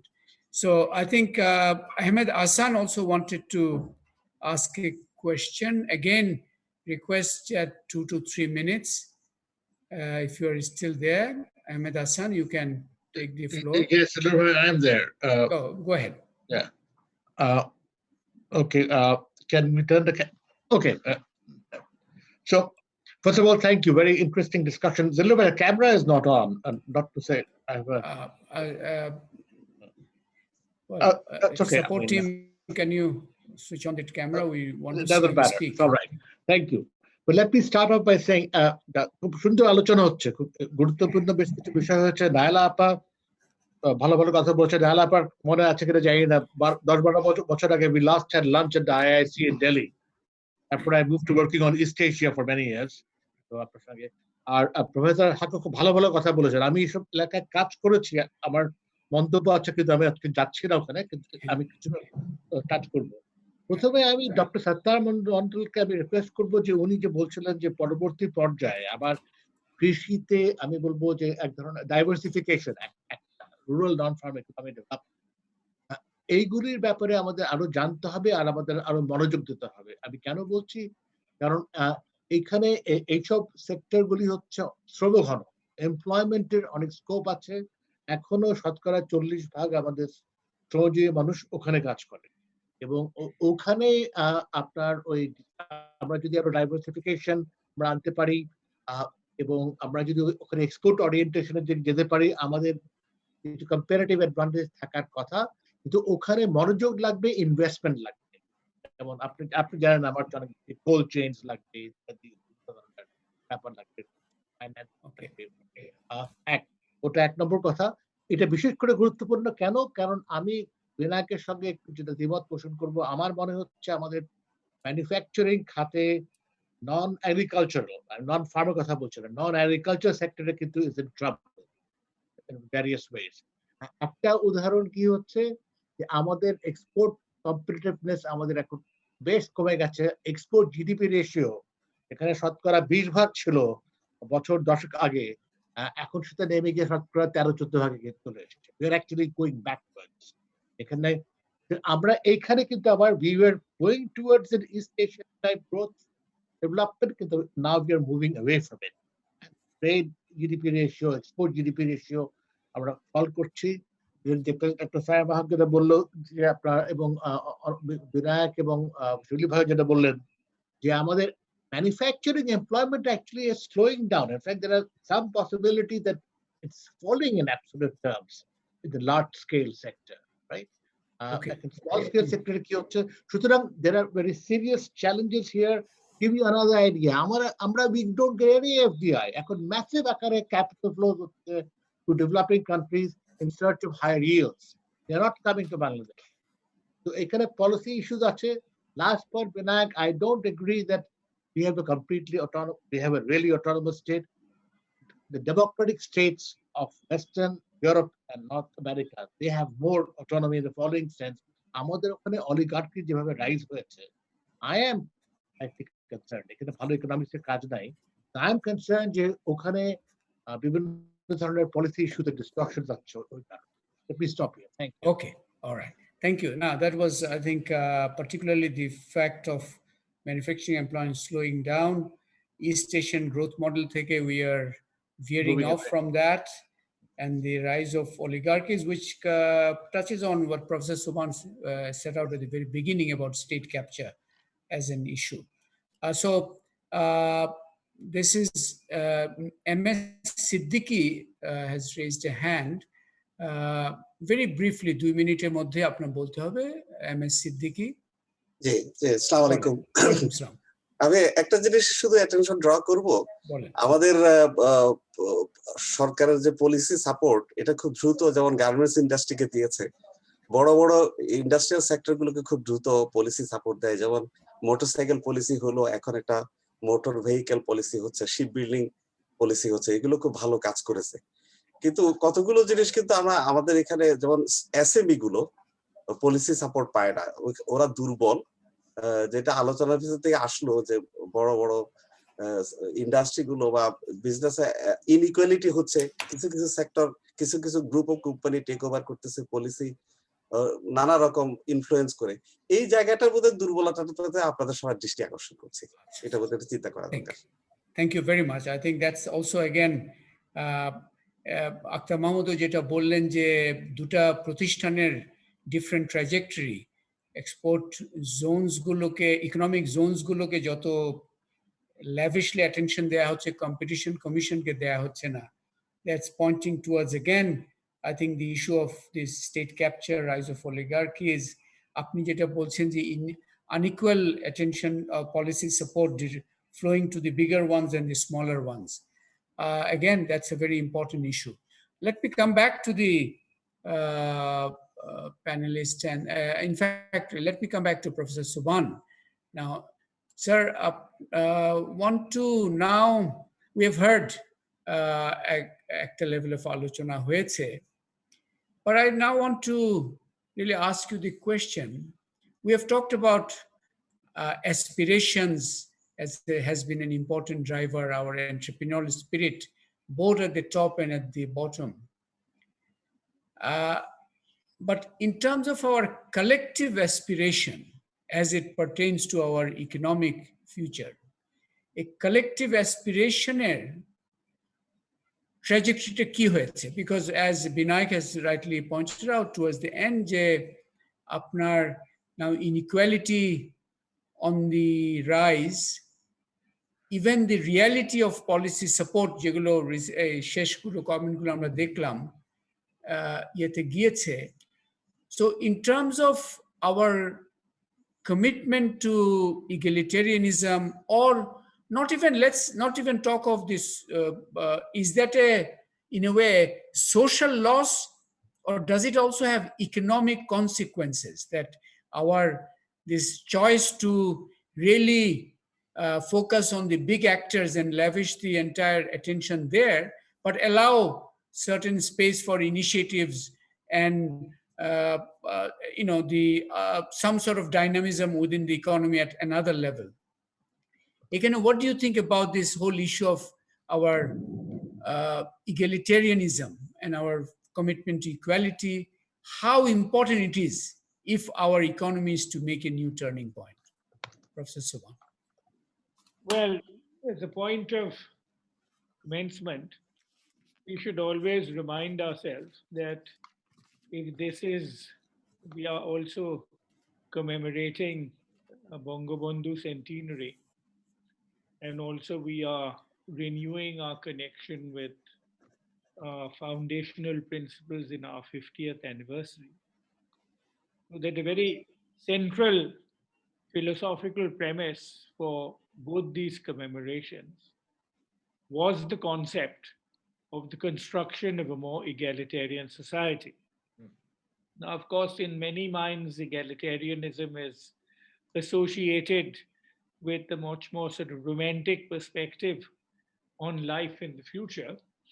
And it's in many ways seen as a distraction from promoting high GDP growth and so on and so forth. However, I think Binayak has made a very relevant point, which is that, of course, he has looked at it from a statistical perspective, that actually if you are wanting to sustain a growth process, you will have to, in fact, do this through bringing about greater equality. Now, that, of course, is derived, I think, from sort of various quantitative macro calculations, which is a useful way of looking at it. But I would look at it in a much more instrumental way and link it up with the points which I was making to begin with, and which in fact has been reiterated by a whole group of people led by Sattar Mandal, followed up by Naila, Bidisha, and also raised in some good questions. That there's a whole highly dynamic, entrepreneurial, productive constituency of people who are contributing very significantly to growth without any significant policy support. I mean, they are in a formal sense supposed to be part of public policy. But if you actually look at both allocative decisions as also in terms of specific policy interventions, these have been much underrepresented compared to the people who are operating at the higher levels. Now, for example, the EPZs themselves, which Akhtar Mahmood has talked about, are basically capturing a much higher level of entrepreneurship, whereas, of course, what was always historically needed was equally emphasized in well-developed export, if not necessarily export processing zones, then development processing zones for the small and medium entrepreneurs. But for some reason, virtually all interventions in that area have in fact had very melancholy results, and these are all zones which have gone back for many, many years, even to pre-liberation levels. So what we need to do is to see the relevant policy package to in fact reach out to all these constituencies which I've identified, because what I think has constantly amazed and impressed me is the huge entrepreneurial capability which is manifesting itself at all levels. Now, if a society, and if you just sort of compare us with West Bengal, you can see the huge difference. You have this at all levels. This is a society which should certainly be overtaking Vietnam if you could get many other elements of policy and institutional changes together again, because you've got this dynamic at your disposal. Now, why, in fact, is this not coming about? And I would say that partly it is because of the whole nature of the state as it has really manifested itself, of a process of state capture by a much more elite-driven constituency from the upper ranks of now the newly emerged capitalist class of bourgeoisie. And what they have managed to do is to bring about a very significant allocative redistribution, mostly through the credit and capital markets. Apart from that, of course, there are a huge range of interventions in terms of policies, subsidies in various ways, tax remissions. If no one amongst my colleagues at BIDS or at CPD or anywhere else has actually attempted to add up the huge quantitative impact of these capital transfers and capital accumulation remissions which have been made through ranges of policy, and related them to the credit as well as policy interventions which have been made to the constituencies which I have really which have been identified in the course of this discussion.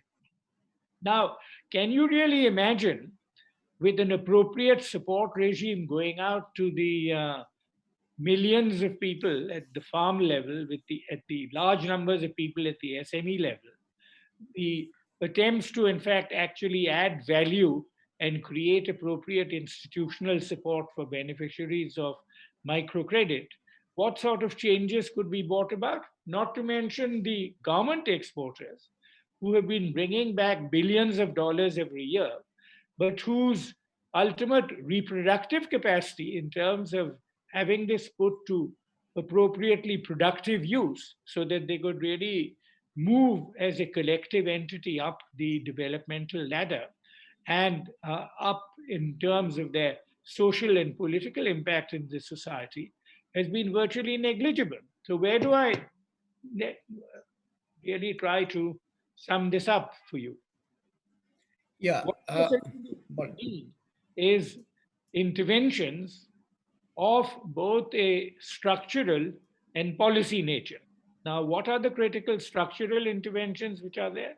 Structural interventions are that for all these levels who are operating at the base level, most of them are not really extracting all the potentials of the value addition which would really come from the significant advances they've made, because the intermediary developments in terms of the marketing of their produce, the terms on which they access the market, the terms on which they in fact participate in the capital market are really unequal compared to the people who in fact have been the beneficiaries. Now, how do you correct this process, and what types of institutional interventions do you create, both of a collective action mode, whether you are talking about marketing cooperatives, whether you're talking about getting the farm sector to in fact share in the value addition process, whether you're talking about ways in which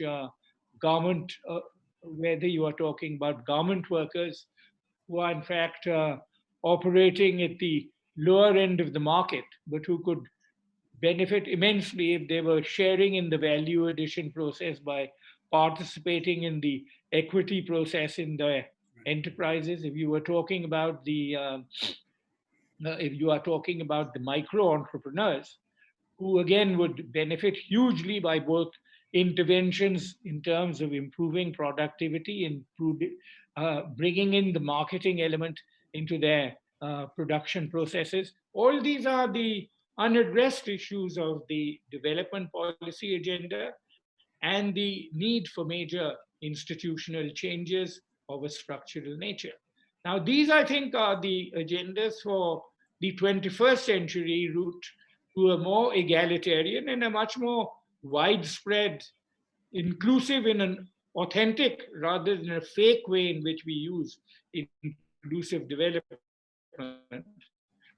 to in fact actually reach out to the opportunities which we have. I think these are the main change agents which are effectively required. And this, of course, has huge political implications, because there is a problem of having to deal with the people who are monopolizing policy, monopolizing resources, and in fact really controlling the regulatory processes, so that both environmental pollution as well as in fact the capacity to in fact ignore their own arrangements are in fact really taken into account. So I leave these thoughts with you. Thank you, sir. Thank you. And it's a difficult conclusion, I guess. What's coming out from your statement is that the Bangladesh has this enormously dynamic base, but not just the philosophy, at some paper level, certainly the philosophy is there, but in an effective level, the goals of inclusive development, to what extent it is being espoused by the policy regime at hand, is an issue. You have pointed out where things need to change if inclusive development is going to be put back on the forefront of the agenda. Anyway, I want to bring in the discussants for a final round. Unfortunately, we'll have to take a little, so you really have to, I really am asking you on this thinking ahead sort of thing, if you have any, in the sense of final thoughts, broad brush thoughts, and I would request that let's keep it 3 to 4 minutes rather than the 5 minutes I mentioned earlier. So Sattar Mandal, please go ahead. Thank you very much, moderator. আমি প্রথমে যেটা ধরতে চাই সেটি হলো যে আমাদের কিছু ইম্পর্টেন্ট লেসন আছে, সেটা আমি একটি বলি। 1975 সালের আগে পর্যন্ত আমাদের যে প্রথম পঞ্চবার্ষিক পরিকল্পনা, তার এই এগ্রিকালচার এবং রুরাল ইকোনমি, যেটি আমি ফিল্ডটাতে স্বচ্ছন্দ বোধ করি, সেখানে মেজর থিমটাই ছিল যে cooperative farming and then village level cooperatives এবং লেবার মোবিলাইজেশন, এবং যতটা সম্ভব সেটা স্বেচ্ছা সেবা ইত্যাদি, ভলান্টারি ইত্যাদি। তো ওটা কি হতে পারতো সেটা দেখার আমরা সুযোগ পাইনি। আমি যেটা পরবর্তীকালে আমরা দেখলাম যে এই যে স্মল ফার্মার, এই যে ল্যান্ডলেস ফার্মার, তাদেরকে অন্য একটি মোডে তাদেরকে দেখা গেল যে অপারেশনালি কনসলিডেটেড লার্জার স্কেল ফার্মিং এর ভিতরে নিয়ে আসা গেল, এবং যেটা কিছুক্ষণ আগে আমি এটা বলেছিলাম।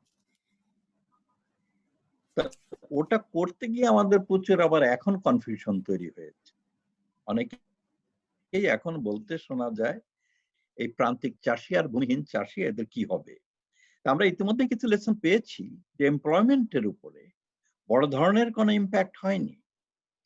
তাই যদি হতো তাহলে ওয়েজ লেবার মার্কেটে এই যে crisis, particularly in the peak season, এটা তো দেখা যাওয়ার কথা ছিল না।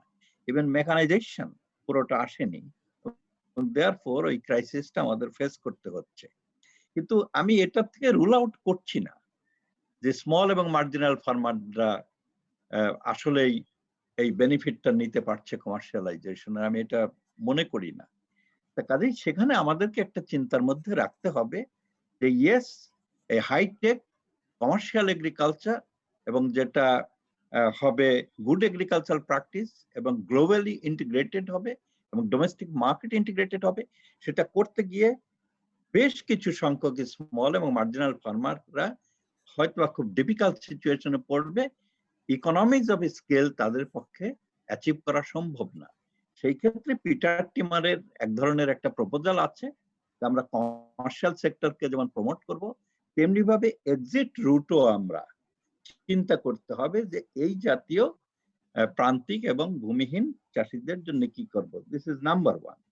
নাম্বার টু হলো, অনেকেই খুব বলেছেন, আমার খুব ভালো লেগেছে যে রুরাল নন ফার্ম নিয়ে কথা বলে। নাইলা কবির বলেছেন এটা আনপ্ল্যান, আর কে যেন বলেছেন যে ওটা অমন ভাবে ডেভেলপ করছে না এখনো।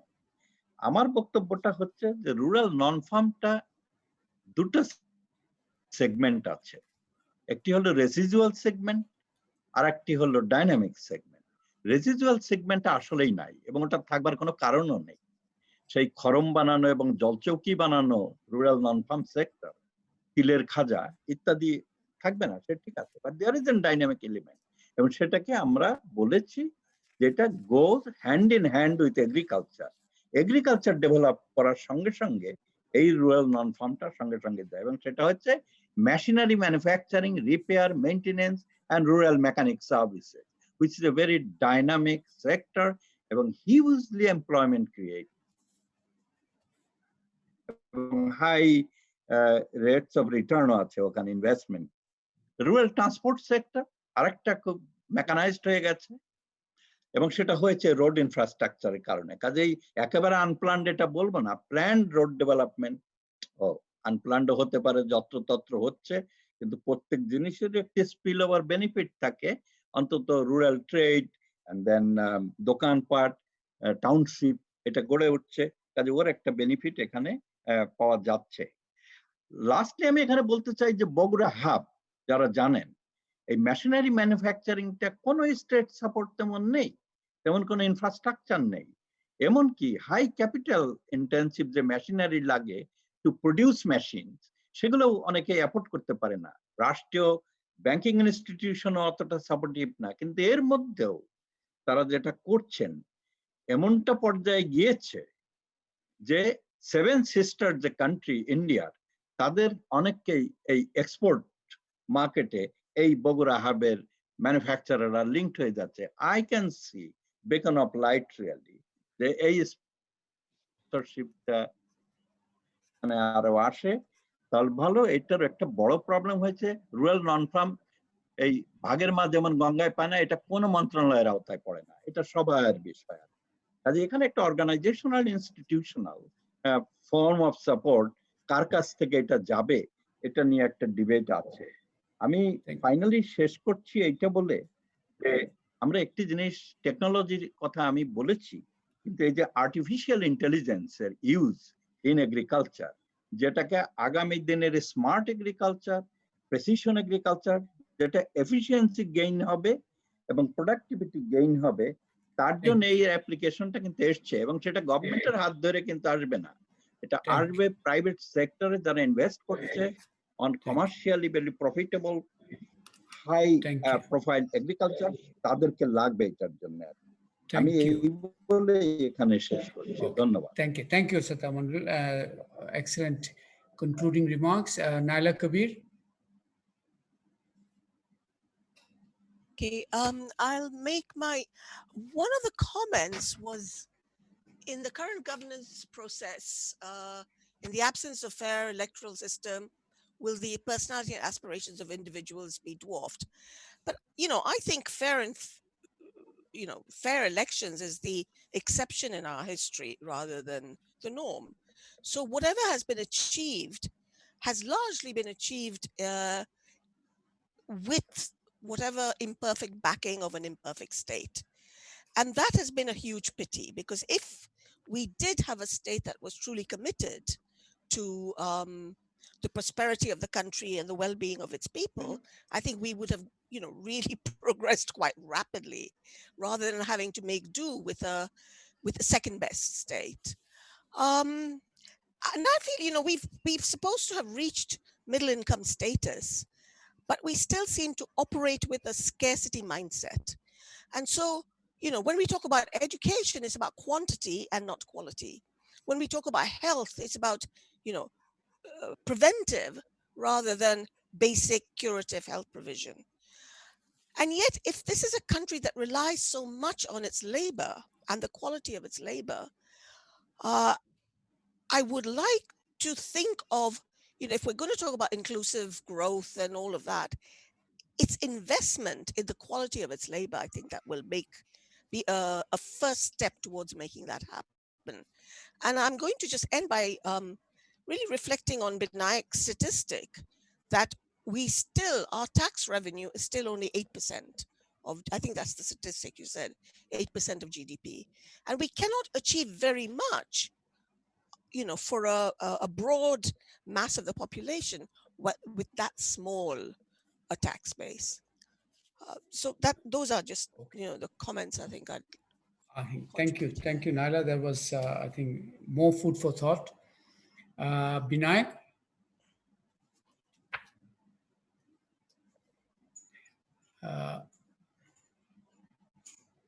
Binayak needs to be unmuted. বলতে শোনা যায় যে স্ট্র্যাটেজি আমাদেরকে ফল দিচ্ছে সেটা আমরা চেঞ্জ করব কেন? কারণ আমাদেরকে তো এই 4টা ড্রাইভার, আমরা ইনফ্রাস্ট্রাকচার করছি, লার্জ ইনফ্রাস্ট্রাকচার, আমরা মোটামুটি ফায়ার ফাইটিং মোডে ভালোই করছি। যখন ক্রাইসিস আসছে, এইটা এখন চেঞ্জ করার তো সময় আসছে নাই। সো ভাবা হয়েছিল যে কোভিড একটা বড় ধরনের ক্রাইসিস প্রিসিপিটেট করবে এবং সেখানে আমরা will be in a position to demonstrate that the business as usual model will not work. So we'll have to think something new and innovative. তো সেখানেও দেখা যাচ্ছে যে আমরা কোভিডে ফরচুনেটলি রেমিটেন্সের কারণে, আরএমজি গ্রোথের কারণে এবং অন্যান্য লোকাল কনটেক্সটের কারণে আমরা কোভিড ক্রাইসিসটা মোটামুটি সামলাতে পেরেছি এবং আমাদের পভার্টি রেট বেড়েছে, অবশ্যই বেড়েছে, কিন্তু ওভারঅল যদি আমরা ইন্টার কোয়ার্টার সমস্ত রেঞ্জ গুলো হিসাব করি তাহলে আমরা 2016 লেভেলে চলে গেছি। মানে we have lost 4-5 years in the process, but we have not, মানে আরো ওয়ার্স হতে পারত।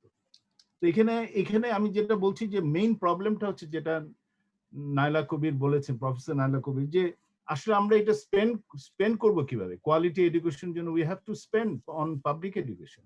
If we want to provide broad-based internet to rural areas, we have to spend more. if we want to move from low-cost preventive healthcare to relatively higher cost curative healthcare, we have to spend more.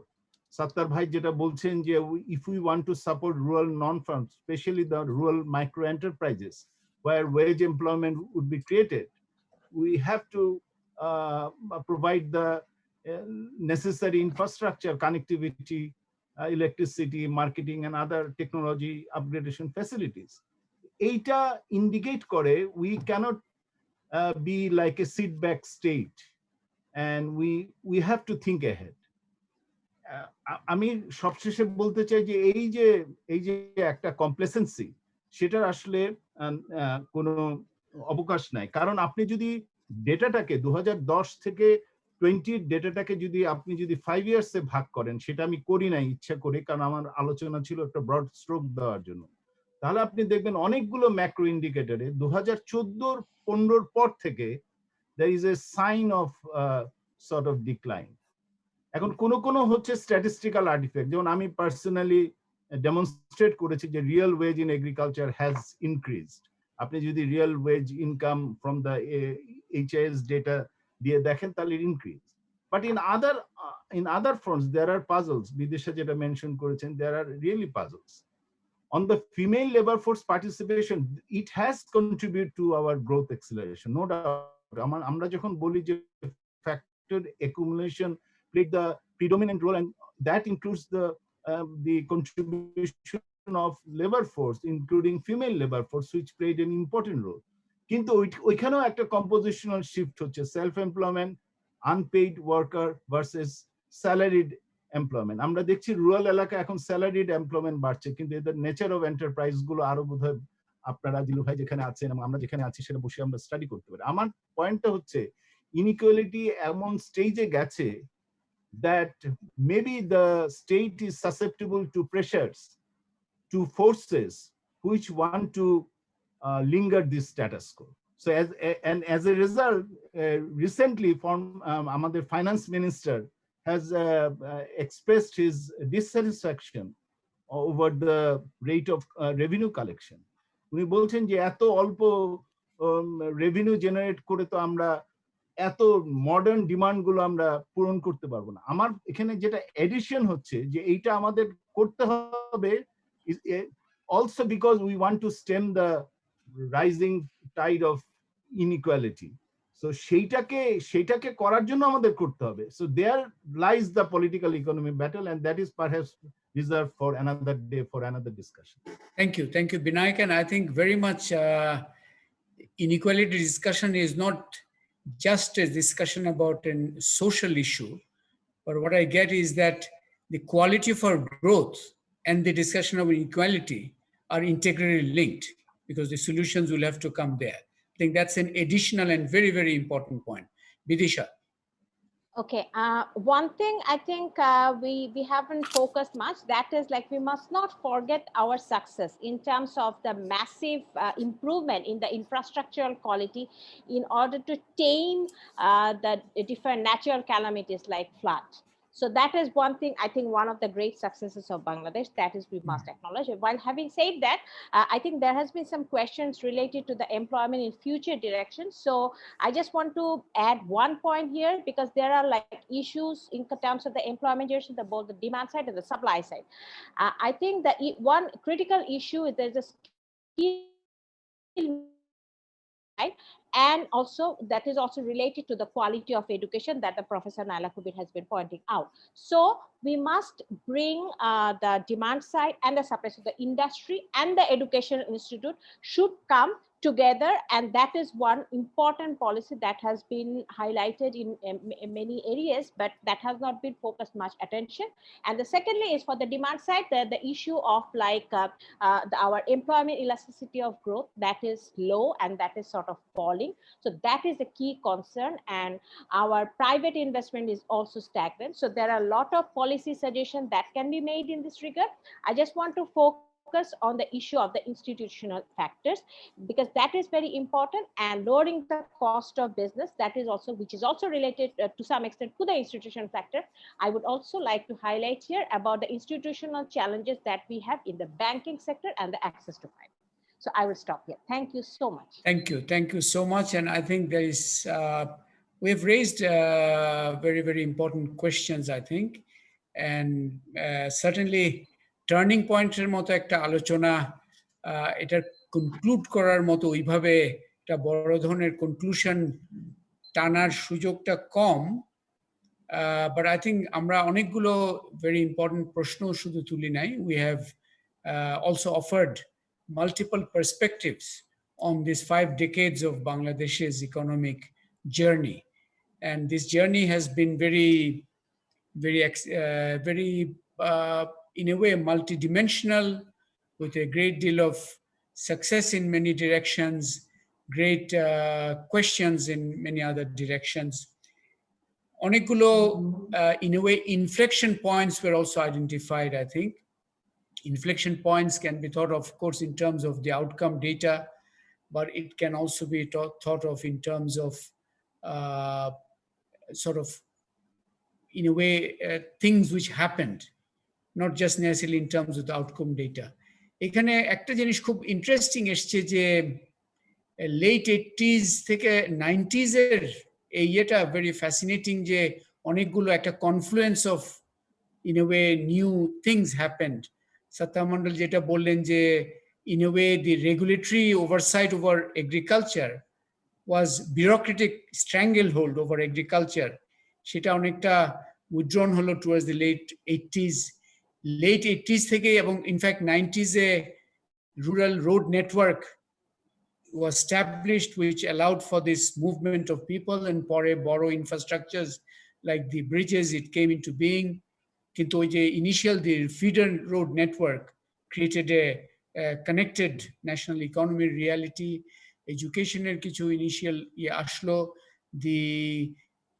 the autonomous capitalist class, so to say, begin to find its feet in a much stronger way in the 90s second half, as Sattar Mandal abar mention korlo je agricultureর factor productivity, how it took off. So Amra, I think if we do study these 5 decades, we will be able to come to some sort of a stronger conclusion in terms of certain points. Certainly late 80s and 90s turns out to be an important decade in which multiple sort of trends came together to create a certain type of economic momentum. যদিও it is also true যে বাংলাদেশের এই turning points আলোচনা করছি বটে, but এই 5 ডেকেডের একটা আবার কন্টিনিউটি আছে। Bangladesh has never faced, except for the very মানে 71-এর পরবর্তী বছর ছাড়া, war devastated economy that was understood, we have never faced a negative growth year, which there has been a remarkable continuity in that sense also. কিন্তু but এই যে late 80s and 90s এক ধরনের, I think, would be an interesting study period. Again, the current decade or just the preceding decade, এইটাতেও whether there has been multiple commentary থেকে যেটা এসছে, whether আমাদের not so much in terms of the economic dynamism আরেকটা লেভেলে হয়তো continue হয়েছে, but in terms of our collective aspiration as expressed through the state policies and all that, whether there has been a important change here. It's an important issue whose outcome, as Binayak rightly mentioned, is this rising inequality as an overarching expression of a new type of outcome phenomena. And the economic outcome, this inequality issue, I think Binayak Shashidiki jeta rightly connected, and others have also connected, that the issue of inequality is not just a social issue. It is also linked to our ability to move to a higher quality growth agenda. সেটার সাথে কিন্তু linked আছে এখানে, কারণ inequality is coming out of a certain type of policy mindset, policy regime ইত্যাদি। So মনে হচ্ছে যে এক অর্থে the 90s and the 2000s may turn out, আমাদের economic historians বলি যা, they turn out to be the critical decades for study in terms of the type of, অনেকগুলো, obviously, as I said, many things were undertaking, but এক ধরনের confluence create হয়েছিল। Even এগ্রিকালচারের একটা issue Binayak I think pose rightly, and Sattar Mondal may reflect on this letter, আমিও সেটা প্রশ্ন করতে চাই যে এগ্রিকালচারে অনেক ডাইনামিজম, অ্যাজ মেনশন, কমার্শিয়ালাইজেশন হয়েছে, স্মল হোল্ডিংটা lived up to its promise not to এই যে অপারেশনালাইজ ইউনিটের মাধ্যমে এক ধরনের ইয়ে হয়েছে, বাট এগ্রিকালচারের ওভার দি লঙ্গার পিরিয়ড যদি দেখি, was agriculture our biggest, as Binayak put it, was it our biggest social protection, or is it a important growth driver? এই প্রশ্নের একটা উত্তর খোঁজা উচিত, এবং ফিউচারে I personally feel if you are looking for new growth driver, এগ্রিকালচারকে কিন্তু এই beyond it social protection, despite all this dynamism, এগুলো কিন্তু এই সোশ্যাল প্রোটেকশনটাই দিয়েছে agriculture. Not many countries have not had this luxury, যে আমরা ফুড সিকিউরিটি বলি, অন্যান্য দিক থেকে আমাদের agriculture has been a very important cushion for our growth process. এই কুশনের ড্রাইভার যেমন ইম্পর্টেন্ট, কুশনটাও কিন্তু very important. And so that is something we can really think through, the future agriculture role change, কিন্তু কেনই কি কারেন্ট মাইন্ডসেট, পলিসি মাইন্ডসেট যেটা আছে সেটা কি সেই এটা সেদিকে নিয়ে যেতে পারবে কিনা। আমি অবভিয়াসলি এখানে বড় ধরনের কনক্লুশন টানার বিষয় নয়, বাট আই থিঙ্ক তিনটা লেন্সের মাধ্যমে পারহ্যাপস এই টার্নিং পয়েন্টসের আলোচনাটা অ্যান্ড ফিউচার থিঙ্কিং আমাদেরকে করতে হবে। আই ফিল আপনাদের সবগুলো থেকে আই এম এক্সট্রাক্টিং দ্যাট। একটা হচ্ছে মানে and these are the interplays, এই তিনটা প্রসেস, দিস লার্জার স্টোরির যে তিনটা যদি ইয়ে বলা যায় যে প্রসেস, এই তিনটার interplay is determining outcomes at particular points in time. একটি হচ্ছে certainly innovations is a very important part of the Bangladesh story. নানা ধরনের ইনোভেশনস হয়েছে, মাইক্রো ক্রেডিট ইজ ইনোভেশন, আমাদের আপনার রুরাল রোড নেটওয়ার্ক এগ্রিকালচারের মধ্যে আছে, আর এমজি সেক্টর, নানা ধরনের ইনোভেশনস আর continue. So the innovations that continues as a. The other one, of course, is aspiration. Aspiration is a very important part of this story.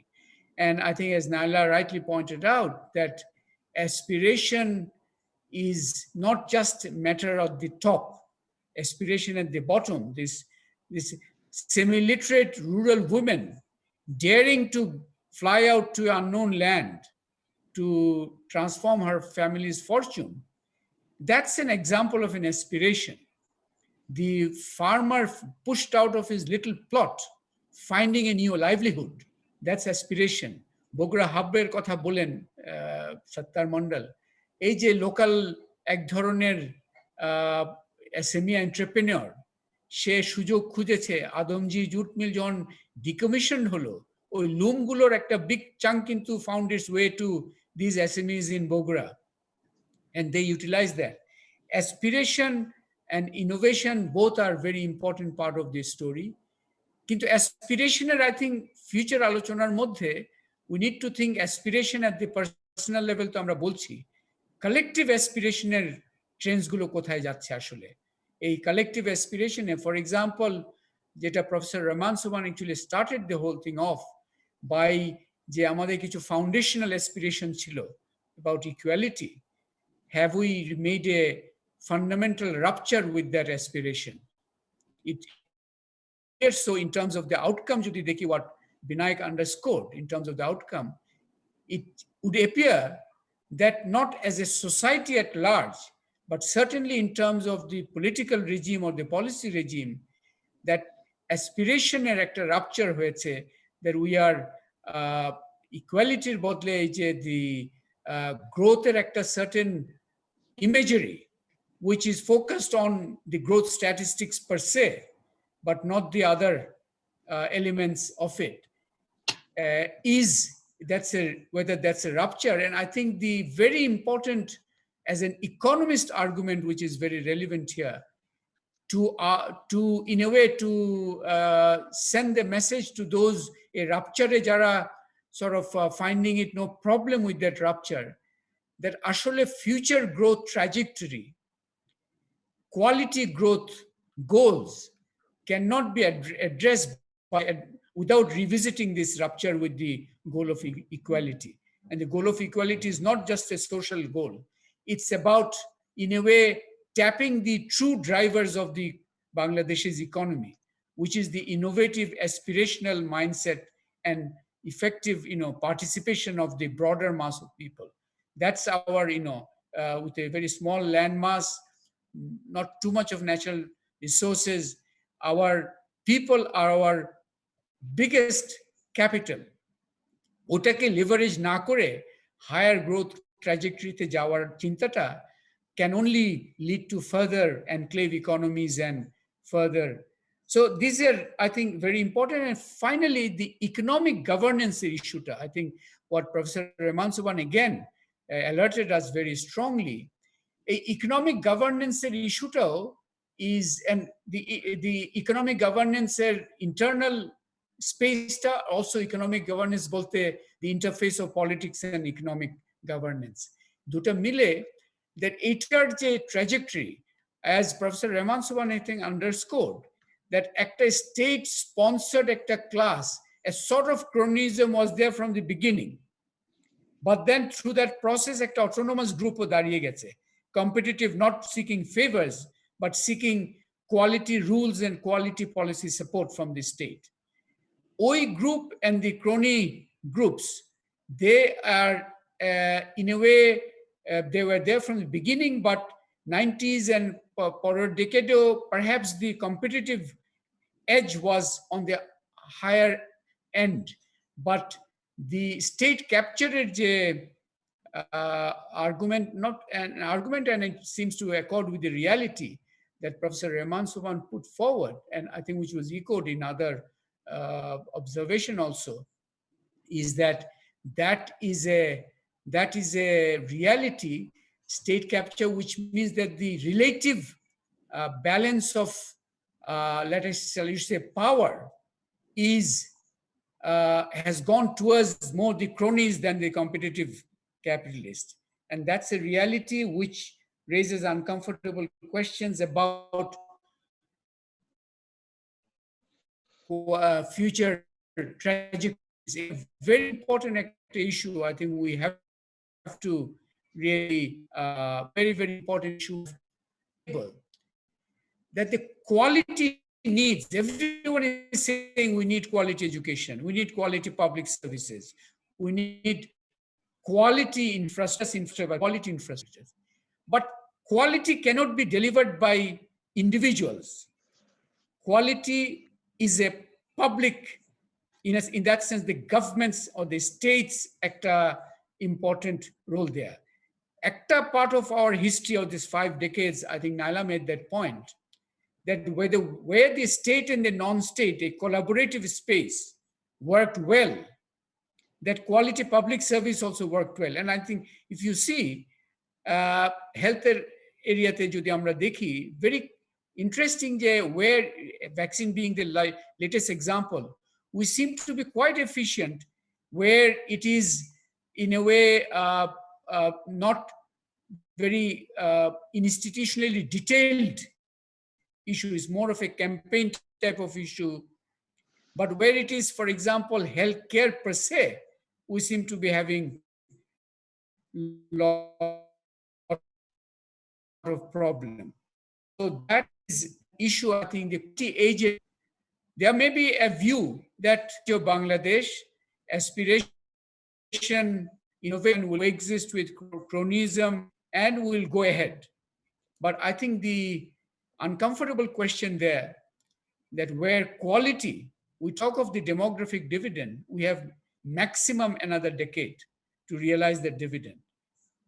The quality, 1/3 of our youth are neither in employment, education, or in training. So quality is critical, but quality cannot be delivered by the individual businessmen or the individual NGOs at a scale.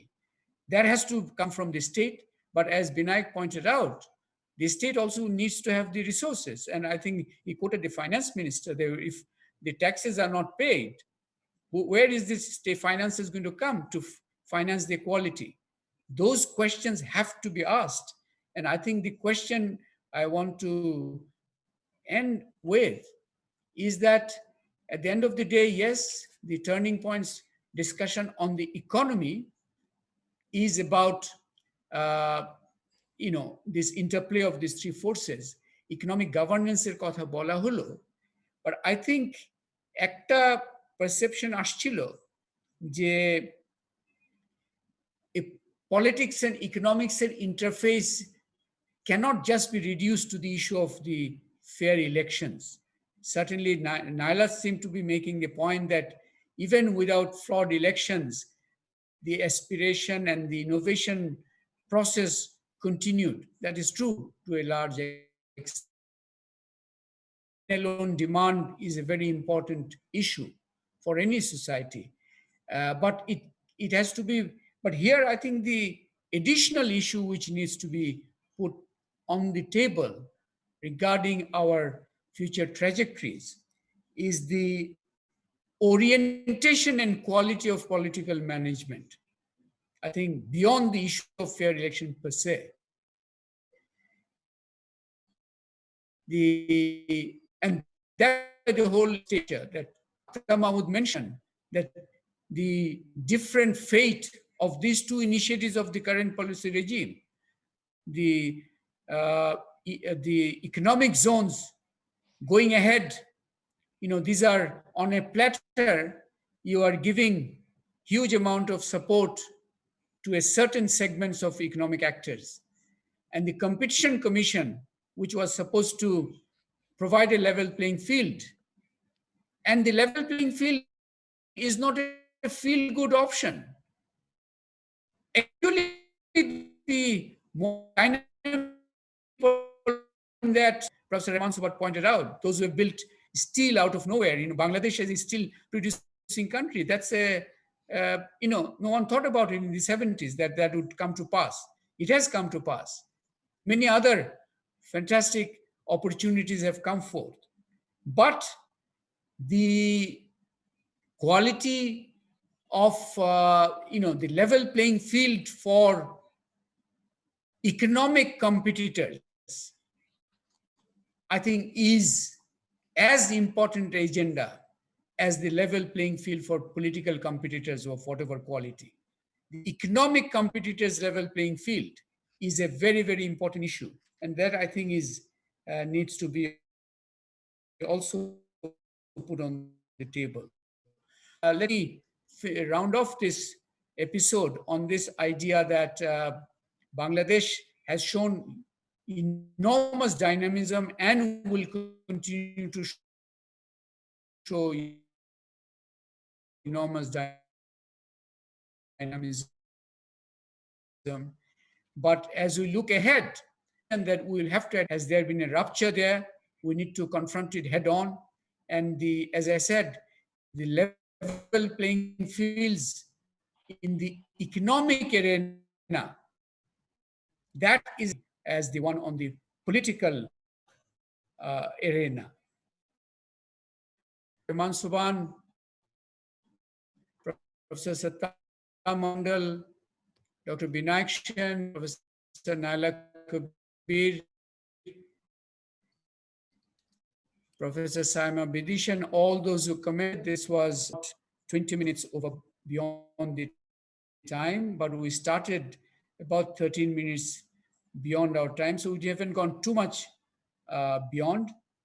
I want to also thank the audience who made the comments, who were there to hear this. This will be recorded. It will be put out on the internet.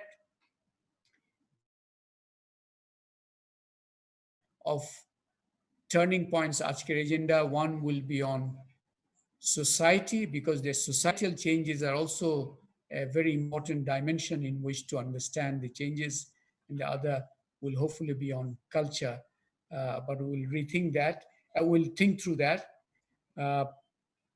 We could go on, but I think let us stop here, and thank you everyone for a wonderful session. Thank you. Thank you. Thank you. Okay. you. Thank you. Thank you.